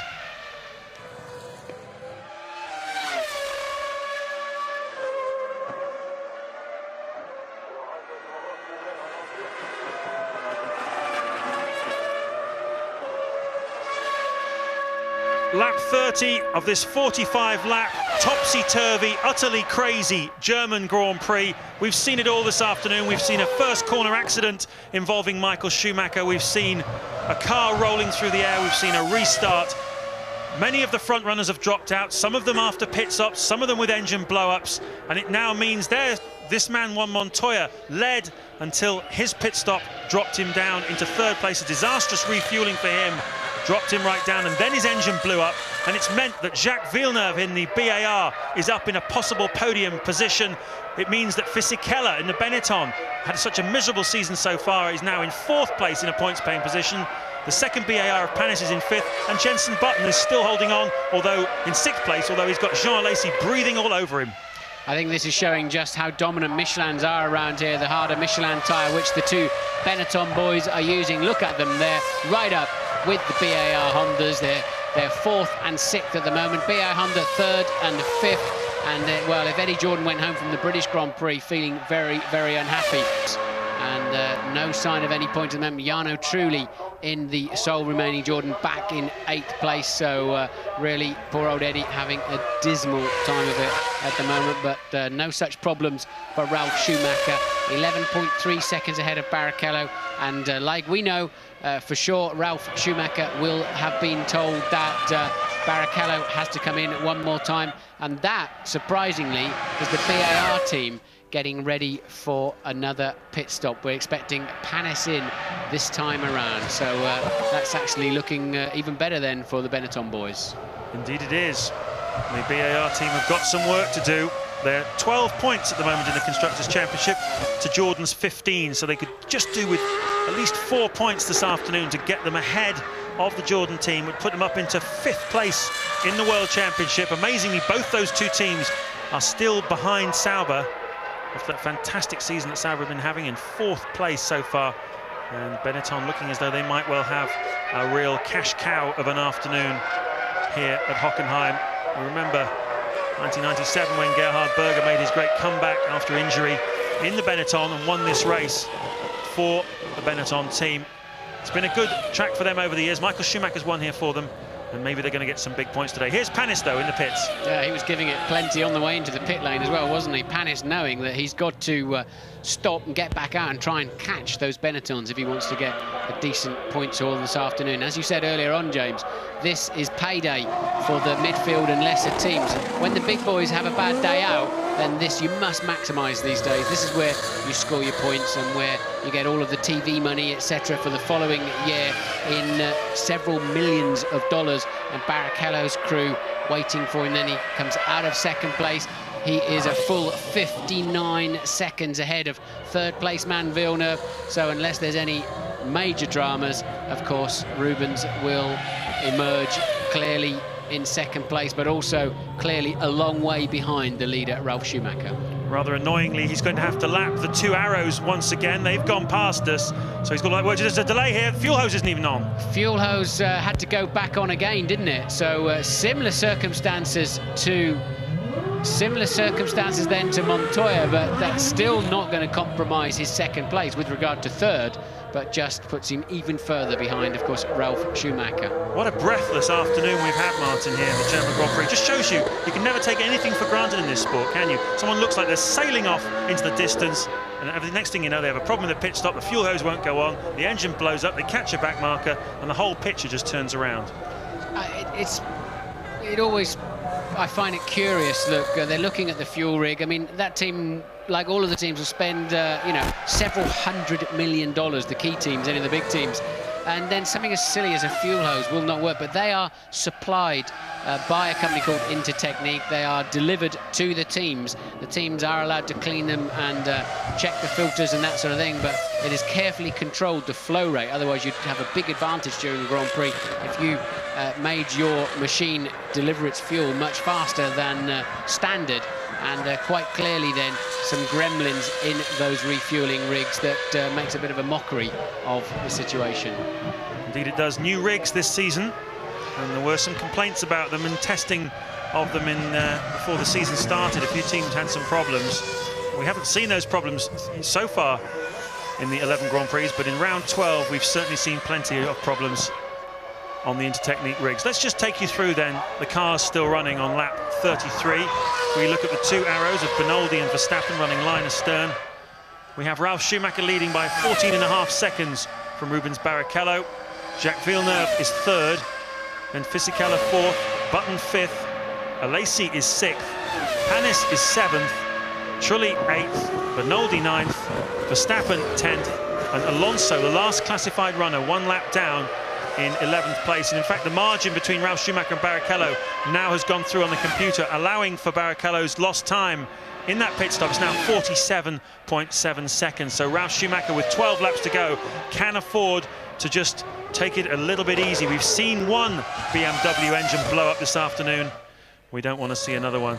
Michael having a quiet Sunday afternoon chat. They'll be getting the sandwiches out next and the black coffee, won't they? Having a bit of perhaps having a game of cards. Yeah, those marshals can dine off that for a long time, can't they? The day that Michael stopped us and had a chat with us. But Michael will be mighty relieved that Coulthard's dropped out of the race too, of course. He was heading for probably 4 points and would have kept the championship at least. Well, it's still alive because there's still mathematically a chance, and as Michael would be only too aware, as he was heading for the barriers in Monza last week, having a huge accident during testing, that it can turn around so quickly. But Coulthard needed those 4 points today. He certainly did, because we now have just 5 races to go in this year's World Championship, and he's still 37 points behind the German, which means he really has got to score maximum points at every single race for the remainder of the season. You just have to say that with the pace we've seen this weekend from the Williams team, that is highly unlikely. Louise Goodman's with David Coulthard. Yes, I am indeed. David, it's really turning into a race of attrition. Do you take any consolation from the fact that Michael's gone out as well? Not really, no. I'm not. I'm more interested in me finishing the race, first of all. So obviously very disappointed. Wasn't particularly quick in the race anyway. So much oversteer. I think I had enough for the whole grid. And I was just trying to keep the car on the island, and obviously tried hard to battle with Rubens for the first half of the lap, and then again latterly, but just weren't on the pace today. Not been a good weekend at all for you, really, has it? No, it's been a very difficult weekend. Balance of the car has been somewhere else, and we haven't been able to achieve it. And then obviously I was a bit worried when I saw Mika have the problem, because we've been pretty reliable all year, but obviously this is a unique circuit, and after the pit stop it was obviously just too much for it. Thanks.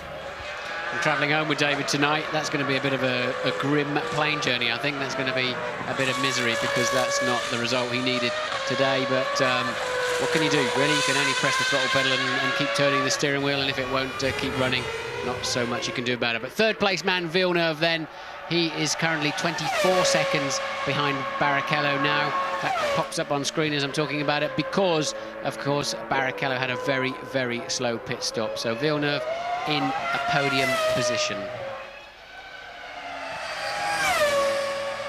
Good afternoon for a number of these smaller teams. Villeneuve holding on in third place.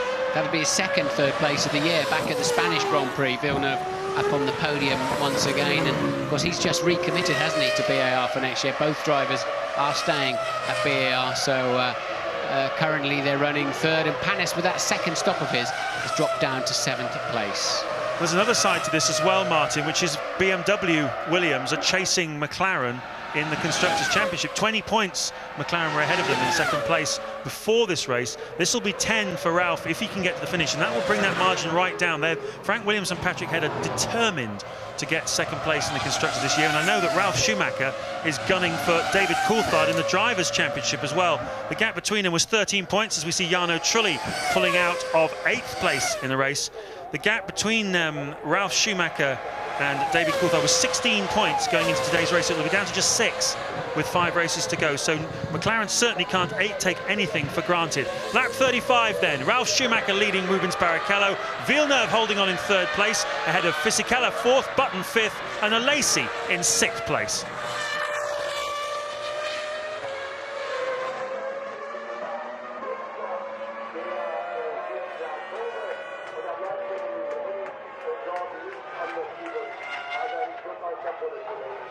We were talking a moment ago, Martin, about these races where the top teams drop out.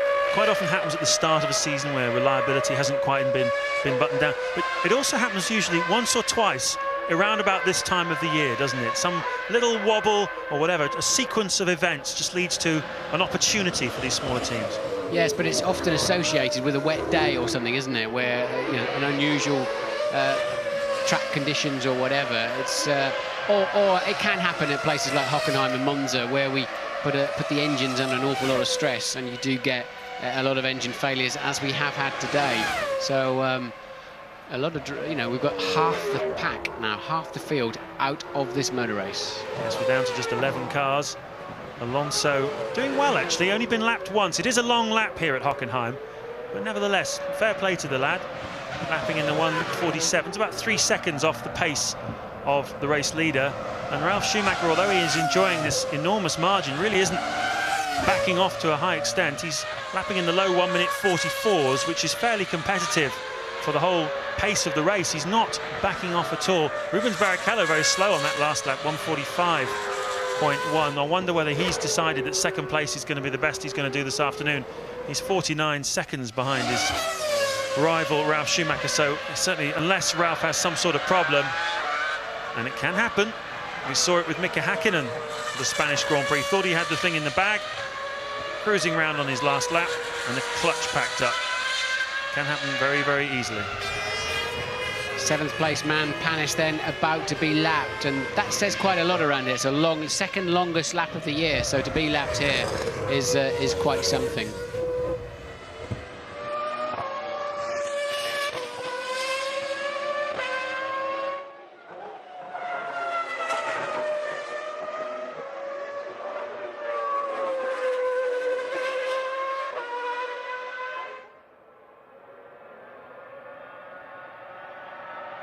Eight laps remaining in the German Grand Prix. James Allen and Martin Brundle with you. A very happy-looking Patrick Head, 50% happy possibly. Their man Ralf Schumacher leading this race, looking very comfortable with a 49-second lead. The 50% of him which will be unhappy is the one which will be reflecting on the fortunes of Juan Pablo Montoya, who led this motor race, looked like he was going to win it, and then a sequence of events, first a poor fuel stop and then an engine blow-up, put him out of contention. And Louise Goodman can tell us a bit about Montoya's situation. Yeah, he was indeed 100% unhappy, as you would imagine. He has actually left the circuit already without speaking to any of the journalists. He did have a quick word with Anne Bradshaw, the team press officer. None of it apparently repeatable on the family show, so I think you can judge your own conclusions from that. But I can confirm it was an engine problem that put him out of the race.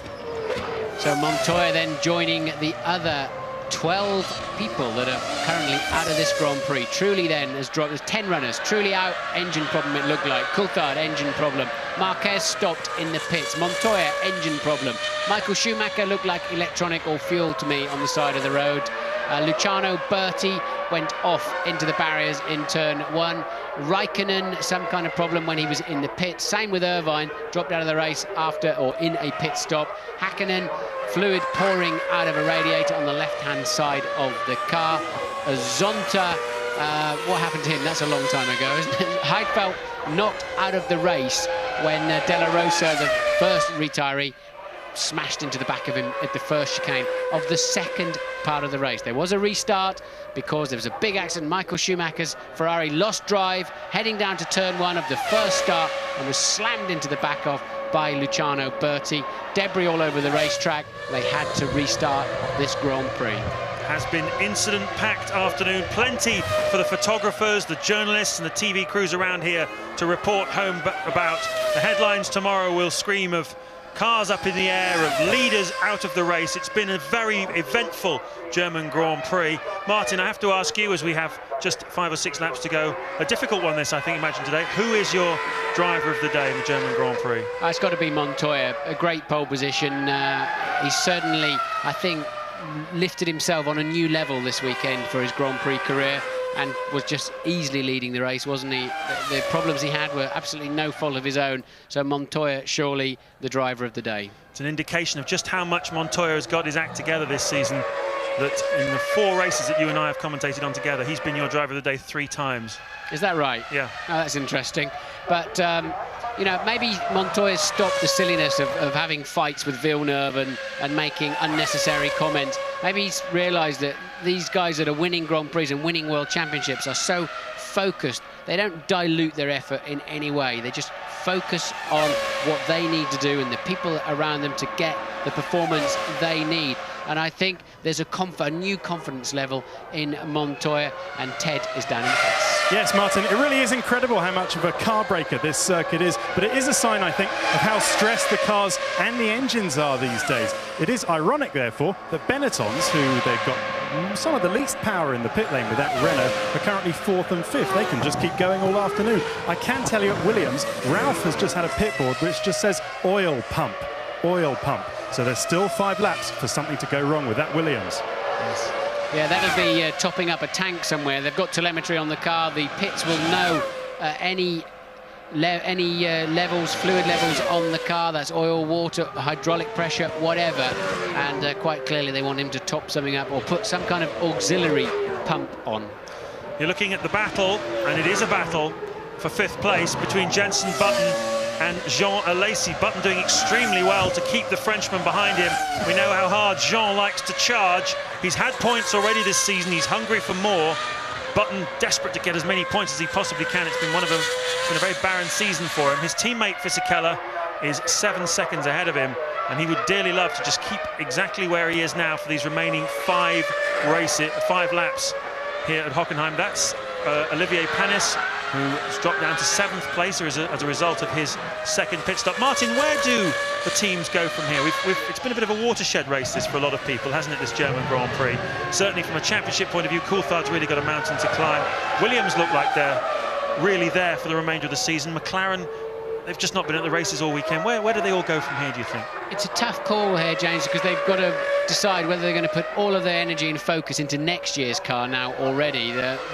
Most of the key teams will have those penned and underway to a large extent. So, you know, where do you put your resources? Do you put them into a season that's slipping away from you, or do you put them all into next year's car? Certainly, McLaren do have a lot of work to do, and I think it has to be said the Mercedes-Benz engine is not as powerful as it needs to be, does not allow them to run the downforce they have to run. Ferrari appear to have a good all-round package, decent reliability, although Michael Schumacher parked on the side of the racetrack, of course. But Williams, BMW, they must be extremely happy. We're heading towards Monza, Spa, Suzuka, high downforce or high-speed circuits where you need a lot of power, and they do seem to have a great package underneath them. The fastest speed hit this afternoon has been 357 kilometers an hour. Ricardo Zonta managed that, obviously running very low wing on that Jordan Honda. 357 kilometers an hour. Was that 225 miles an hour, roughly? Don't know, to be honest. Zonta, I've just remembered why he went out. He was just trying to pass an Arrows, wasn't he? And tagged his, he said he was alongside him, but actually tagged his nose on the right rear wheel of an Arrows, and then pitted for a new nose and then had to pit again. So obviously some kind of suspension damage, I would imagine. So let's talk a little bit about Ralf Schumacher with 5 laps to go. Is he going to win his 3rd Grand Prix of the season? He's been in Formula 1 now for 5 years. This is when he's really beginning to come into his own. He's hitting his best form with the BMW Williams team. 77 Grand Prix in his young career. And he started 4 times this year from the front row. Had a big crash on Friday, lost an awful lot of track time. He's done well to bounce back from that. You have to say he wouldn't be in this position had it not been for the misfortune of his teammate Juan Montoya for the 2nd Grand Prix of this 2001 season. Montoya been the dominant driver, led as he did in Brazil, and just like in Brazil, bad luck has put him out. There, it was an accident with Verstappen. Here, it was a refueling problem and then an engine blow-up. Nevertheless, Ralf Schumacher will take the points whichever way they come, as he's got just 4 laps to go, and this is the ongoing battle between Button and Alesi. And Button fans, I'm afraid to tell you that Alesi's got the gap down now to under a second, and Jensen's going to have to be right on his game to keep this man behind him. Have you noticed how high Button sits in the cockpit compared to Alesi? They're completely different driving positions, aren't they? Yes, he always has, actually. I noticed that in the Williams last year. I mean, he's a taller driver than Alesi, but not to that extent. I think, obviously, Jensen likes a better view of close to the front of the car. He doesn't tend to pick them up by the scruff of the neck, and maybe that's what this car's needed earlier on in the season. But Button, as you point out, very much under pressure. You can almost, if there was a little window in the front of his crash helmet, for sure you'd see the teeth of Jean Alesi gritted, trying to catch that Benetton. He's already in the points as Alesi in 6th, but he would like 2 points, I'm sure, for his 3rd point-scoring race of the season. I'm sure when you're driving these things, Martin, you're not aware of what you're doing. You're just concentrating on driving. Do you ever catch yourself sort of snarling, or ever catch yourself doing anything strange inside the crash helmet, or breathing very hard or anything like that in situations like this? Oh, you talk to yourself nearly all the time, and yeah, there's Michael listening to, well, I don't know, I'm assuming it's the race. It certainly won't be cricket, will it, or whatever, but sometimes you get out at the end of a Grand Prix and your jaws ache because you've clenched your teeth, certainly at Monte Carlo, where you're concentrating and working so hard, and your jaws actually hurt. Interesting you should say that. My dentist believes that the reason David Coulthard's cheeks are the shape they are is because he grinds his teeth too much. I don't know if that's true or not. We'll have to take it up with him sometime. Here's a nice super slow-mo of Ralf Schumacher locking up his left front tyre. And those Michelin tyres, Martin, have been the story, really, of this weekend, haven't they? Yes, indeed. You'd think that the wide front of Michelin would hurt the straight line speed. I remember when we used to come here with a Tyrrell with a normally aspirated engine, we used to try and pump the front tyres up to reduce the bulge at the bottom of them, anything for a bit less frontal area and a narrower front tyre. Tyrrell even tried, I think, front tyres on the rear at one point as an experiment to see if they could get down these straights faster with less frontal area, but it doesn't seem to have hurt this BMW. I think aerodynamics have moved on an awful long way in that time, and the drag really is lessened and minimised by some very clever work around the front wing and the barge boards and how they control the air flowing over the car from the very tip of the nose. More points on the horizon for Jean Alesi. He's had a good season, centre part of the season. Got a point in Monaco and 2 points in Canada. That's the 2 Arrows cars. They've only got 1 point so far this season. They're not going to get anything today. They've been together pretty much the whole race. Enrique Benoldi has been in front of Jos Verstappen, his more experienced teammate. And Benoldi extremely lucky still to be in this race. He had Luciano Berti vaulting over the top of him at the first stop. But it looks like Verstappen is now putting some moves on Benoldi. He wants to get past him. You can see Benoldi getting past Verstappen here. Yeah, it's Benoldi down into the 3rd chicane. Does he make the move at stick? We assume he did, because later on we saw him ahead of Verstappen. So that's a really good scrap for 8th and 9th. They're over a lap behind, unfortunately. So they're probably best part of 5 miles behind the leader in this race. Such is the pace of Ralf Schumacher. Staggering, isn't it? He's backed off a bit now, though. He's only got 2 laps to go. In fact, he's only got 1 lap to go at the end of this one, Ralf Schumacher, and his lap pace has dropped off into the 1:47. There's Rubens Barrichello. He'll be reasonably pleased with his afternoon's work. Started this race 6th on the grid, managed to get himself up into 2nd place. And Jacques Villeneuve will be happy as well. He qualified outside the top 10. And it looks like he's on his way to 2nd podium of the season for the British American Racing Team. They'll go away with their heads held high. They will not overtake Jordan yes, they will overtake Jordan if he gets 4 points. Yes, they'll move into 5th place in the Constructors, BAR, ahead of Jordan if he finishes there. And look at Button now. He's moved up behind Fisichella to just 0.8 of a second. Whether Fisichella was in traffic or made a mistake, I don't know. But Button then suddenly in sight of 4th place man Fisichella, and Alesi relentlessly charging them down, fighting hard with the steering wheel. Very aggressive style, Jean Alesi, almost unnecessarily aggressive. But there then 4th, 5th and 6th. But Ralf Schumacher has left turn 1 for the final time of this Grand Prix, and still round there at the 3rd chicane. He's got the whole stadium to go yet. Is 2nd place man Barrichello 50 seconds behind, although of course that's not all on-track performance. Barrichello lost a good 20 seconds when the refueling rig did not function properly. Yes, indeed, and he started a long way behind on the grid as well, and he was on a 2-stop strategy, so he's done well this afternoon, Rubens Barrichello, to give Ferrari something to take away from here. They won't be too unhappy though, because their main rival in the championship, David Coulthard, is going to go away empty-handed. And that really gives Michael Schumacher a very comfortable position. 37 points. He is in front with 5 Grand Prix to go. But today has proved, I think, that even though the championship looks like it's heading Michael Schumacher's way, we still have some extremely exciting Grand Prix racing in front of us in the remainder of this season. Anything can happen in the remaining races. Williams look like they're strong. They're going to fight back. And it's going to be great, I'm sure, between now and the end of the season. David Coulthard was fighting to catch up with Michael Schumacher. Now he's fighting to fend off Ralf Schumacher. As you said earlier, he'll be just 6 points behind 2nd place in the championship man David Coulthard if he completes this lap and collects the full 10 points this afternoon. Just the stadium to go then. With some Williams, Michelin, BMW circuits like Monza, Suzuka and Spa coming up, Coulthard is going to have to be at his very best to keep them behind him. It's been about Williams BMW all weekend. It was about Montoya in qualifying, and for the first 20-odd laps this afternoon, it was also about the Colombian. But right now, it's about Ralf Schumacher. The 25-year-old younger brother of the local hero wins his 3rd Grand Prix of the 2001 season. Well done to everybody at Michelin, Williams and BMW, and well done to Ralf Schumacher. A very solid drive from 2nd place on the grid, and when it counted, he was there to pick up the pieces.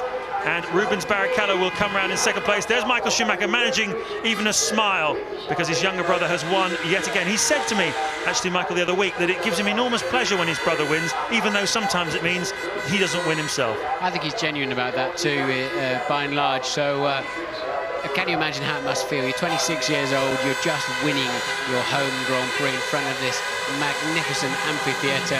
And mostly Ferrari flags waving, it has to be said, and that's why there's such a din as 2nd place man Barrichello crosses the line. His strategy this afternoon was very much to get him on the podium. It was not one to win the race with, and that's certainly mission accomplished in that respect then. So this is Villeneuve, who's just 2.1 seconds ahead of Fisichella, and Button then over the line 5th, Alesi 6th. They're the final point scorers, and there was a total of 2.9 seconds between the lot of them. Yes, very close indeed. And there is still the championship leader, Michael Schumacher, on 84 points. Coulthard has 47. Ralf Schumacher goes the wrong way over the chicane and makes sure he doesn't collide with Enrique Bonoldi on his way out.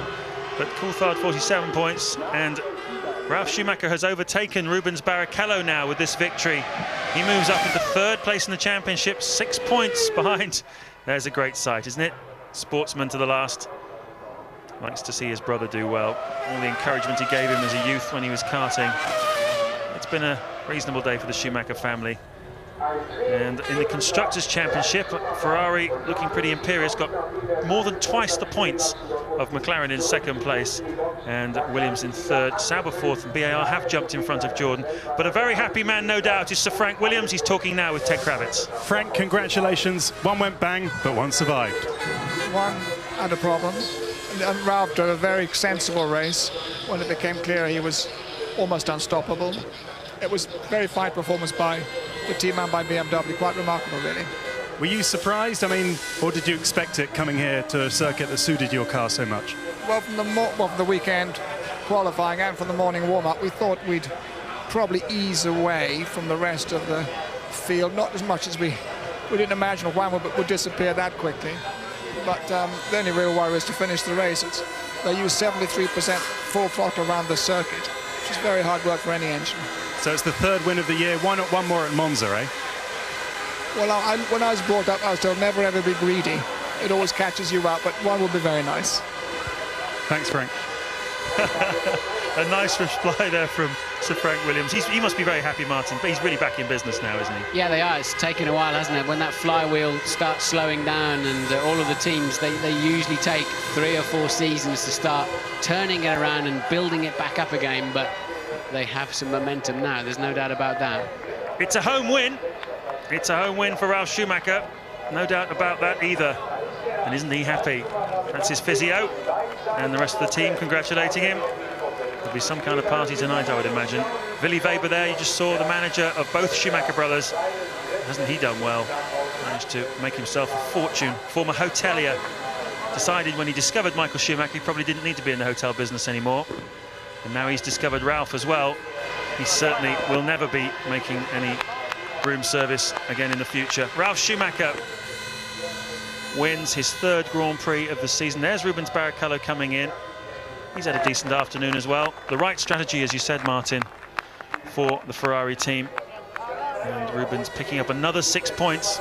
He's really been a regular podium visitor this season, adding them to his 3rd place, the Australian Grand Prix, 2nd at Malaysia, 3rd in San Marino, 3rd in Austria, 2nd in Monaco, 3rd in France, and 3rd in Britain, and again 2nd today. Pretty consistent form from a man who quite often gets written off as being the nearly man, really.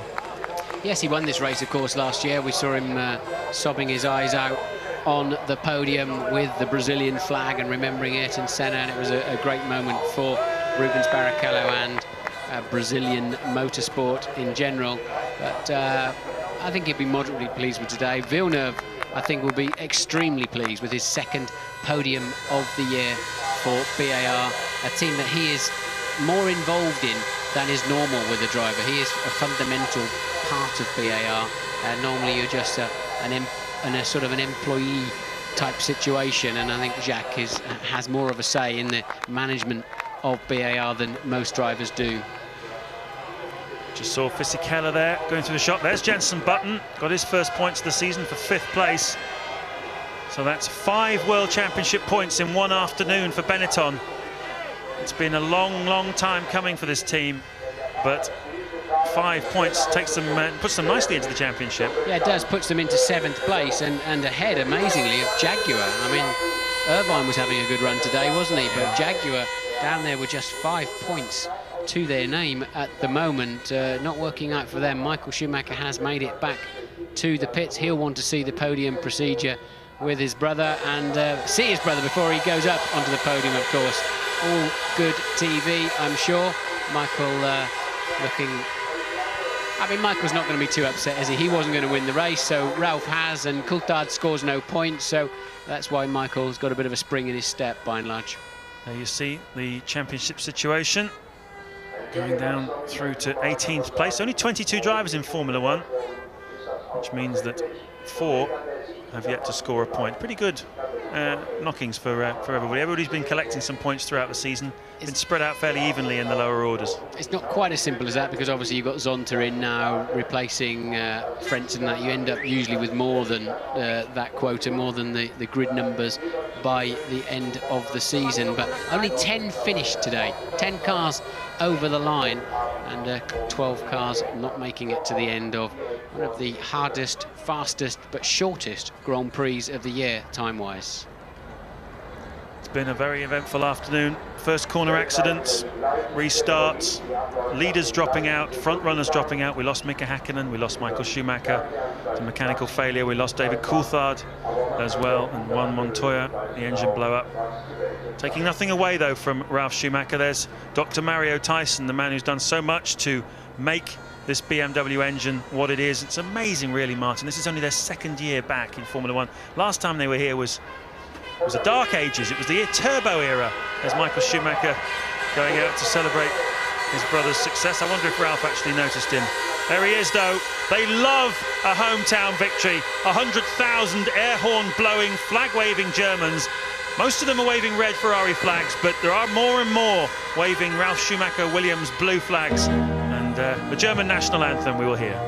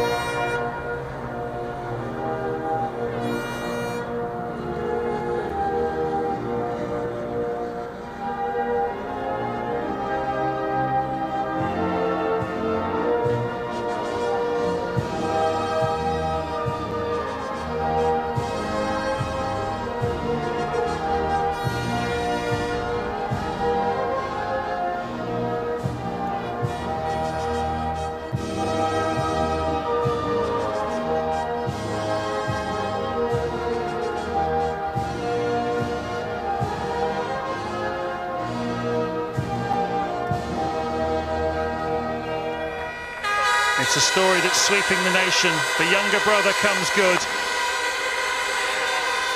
Don't they love it?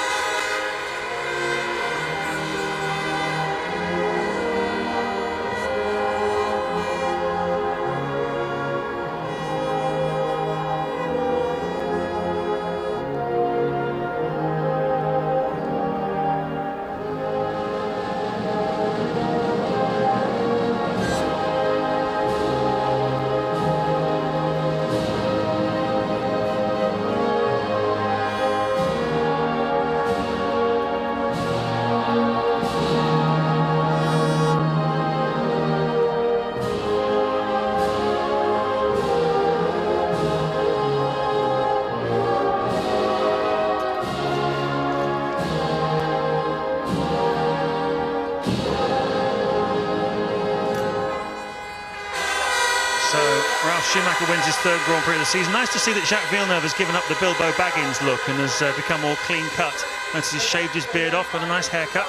What's becoming of him? He's got a new 19-year-old ballerina girlfriend from New York. I think that might be something to do with it, maybe. Apparently.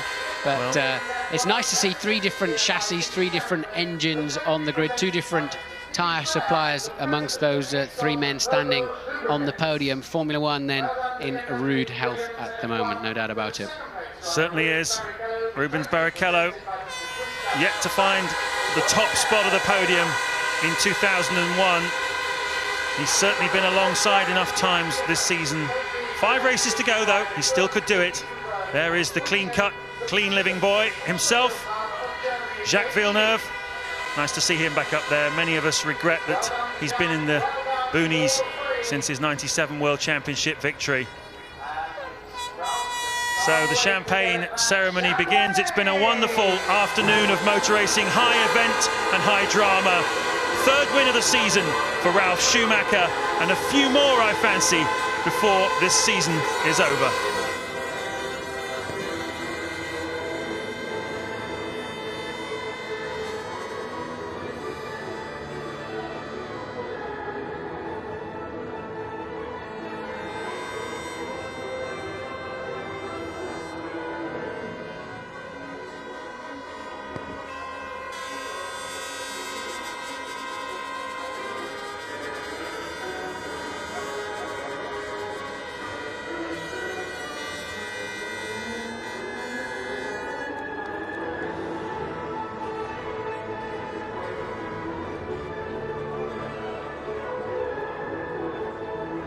Congratulations, gentlemen. Ralf Schumacher, winner of his home Grand Prix in Germany. Rubens Barrichello, 2nd for Ferrari. And Jacques Villeneuve, 3rd for British American Racing. Ralf, what does it feel like to win at home? Well, it's a great feeling. I mean, I've always had a bit of bad luck here. I've never really finished in a good position. And, I mean, to be here today in a German package to win the race in Germany is a great feeling. Now, soon after Juan Pablo Montoya, your teammate, had his problem in the pits and you took the lead, he then went back out and his engine blew up. Did the team then tell you that this had happened and to watch everything and perhaps slow down if you had to, or did they just say, keep racing? Well, already before that weekend, we knew that we are on the tight side with the engines. So when after the race, when Pablo pulled away, I was, I thought, okay, you do whatever you want to, and I started to save engine already because I know how long and how hard that race is, obviously, to engines, and it paid off at the end. And after this, the team told me as well, slow even more down, and then it was easy because Rubens couldn't push anymore, so it was a perfect scenario for us. Thank you very much, Ralph. Rubens, you started the race on a two-stop strategy. Do you think it was one that could ever have produced a race win here today? Well, I mean, thinking that the two Williams were on another level, I think the best what I was hoping for, or what I could achieve, was third, basically because they were really fast. So I think it paid off, to be honest with you, because I was the only one on their pace to start with, and I took a long time to overtake David. It was a fair race, but I think it was a little bit too close. And he was losing time as well, so I don't know what he was playing, because, we both wanted to go forward, and we were losing like 3 seconds a lap. And so I was hoping to finish well. I mean, if Michael was there, I don't know what I could, I would have done it, but in any case, I think it was everything I would hope for. But talking of your overtaking manoeuvres on David, you took past him twice, and both times around the outside into the stadium. How confident were you that you could take that line and still get through the corner? Well, we know each other since the phone 3 times, so it's. I think we have a respect on each other. It's not the fact of going on the outside. It's that he left just that side for me, and in a way he was one up on me because of Silverstone last year, so I needed to go on the outside. Rubens, thank you very much. Jacques, your second podium of 2002, but you started outside the top 10 today. You completely surprised? I am surprised to be in the podium. I was hoping to get in the points, and I thought we'd need a little bit of luck to get in the points. But to get in the podium today is great. We weren't very competitive all weekend, but this morning, surprisingly, in the warm-up, after a few changes on the car was really, really competitive with fuel on board. So we knew we had a chance to do a good race, and the 2 starts went well. But then Olivier, being on a different strategy than us, was going a lot faster, and when he got close to me, then I let him by so he could play with Jarno a little bit. And what I was hoping happened. Jarno went off, so then I was just trying to stay in Olivier's toe so he could carry me along. Now, talking of the start of the race, Jacques, obviously we had 2 starts today. What did you see of the incident at the first one, where Michael Schumacher seemed to be very slow off the line? I didn't see what happened, but I was surprised when there was a red flag, because we already went through the debris once. By then the track was cleaned, so the most dangerous moment of the race is actually the start, so I was actually really, really surprised. Thank you very much. Ralph, you've won here today at Hockenheim. The next race is at Hungaroring, a very different sort of circuit. Any chance we can see a second Williams win in a row? Because you're going to need it. You're 44 points down on Michael with 50 points to play for. Well, I mean, I'm not going for the championship, I guess, so that's not so important. But still, we try to be competitive in Hungary, but it's going to be a very difficult one for us. I mean, it's a high downforce circuit, and usually we struggle a bit on these circuits, so we'll see. I mean, we have 2.5 weeks to develop stuff and to bring new stuff for Hungary and see how it pays off. Thank you very much, gentlemen. Now, if you'd like to speak in your own languages, starting with Ralph, please. Ja, es war heute ein unglaublicher Tag für mich. Nach dem Start sah alles anders aus. Mein Teamkollege war auch wesentlich schneller als ich. Und dann irgendwann habe ich einfach auf Benzin sparen und Haltbarkeit des Motors gesetzt, weil ich wusste, dass wir da Probleme hatten. Und es hat sich natürlich ausgezahlt. Ich bin überaus glücklich. Schade ist natürlich, ich wäre gerne mit meinem Bruder heute hier auf dem Podium gesessen, aber es hat leider nicht sollen sein. Aber vielleicht beim nächsten Mal. Ansonsten kann ich mich nur beim Team bedanken. Wir haben alle dieses Wochenende einen hervorragenden Job gemacht und sonst wäre ich heute bestimmt nicht hier. Dankeschön. Thank you, Ralph. Rubens? Obviamente estou muito contente, acho que depois de uma classificação novamente difícil, onde os 2 carros da equipe Ferrari não se comportavam tão bem, tivemos um domingo muito feliz, e saindo da 6ª posição com a estratégia de 2 paradas, a gente conseguiu ultrapassar bastante gente. Eu acho que isso favoreceu a minha corrida. Eu acho que para o campeonato também é importante, tendo em vista que o Michael não acabou. Então, acho que é importante para o campeonato de construtores, bem como o campeonato de pilotos. Thank you, Rubens. And Jacques, please. Moi, je suis très content du résultat parce qu'on n'était pas très vite tout le week-end et bon, je pensais qu'avec un peu de chance on pourrait finir dans les points, mais d'être sur le podium c'est quand même une grosse surprise. Mais de toute façon, déjà ce matin lors du warm-up avec le plein d'essence, la voiture était très rapide et on savait qu'on pouvait faire une belle course. Les départs sont bien déroulés, mais Olivier roulait plus vite que moi derrière. On avait une stratégie différente, donc je l'ai laissé passer pour qu'il aille s'amuser un peu avec Arnaud. Et comme j'espérais, il y a eu une grosse bagarre et Arnaud s'est sorti, ce qui m'a permis après de suivre Olivier pour essayer de prendre son aspi et de suivre le train. Thank you very much.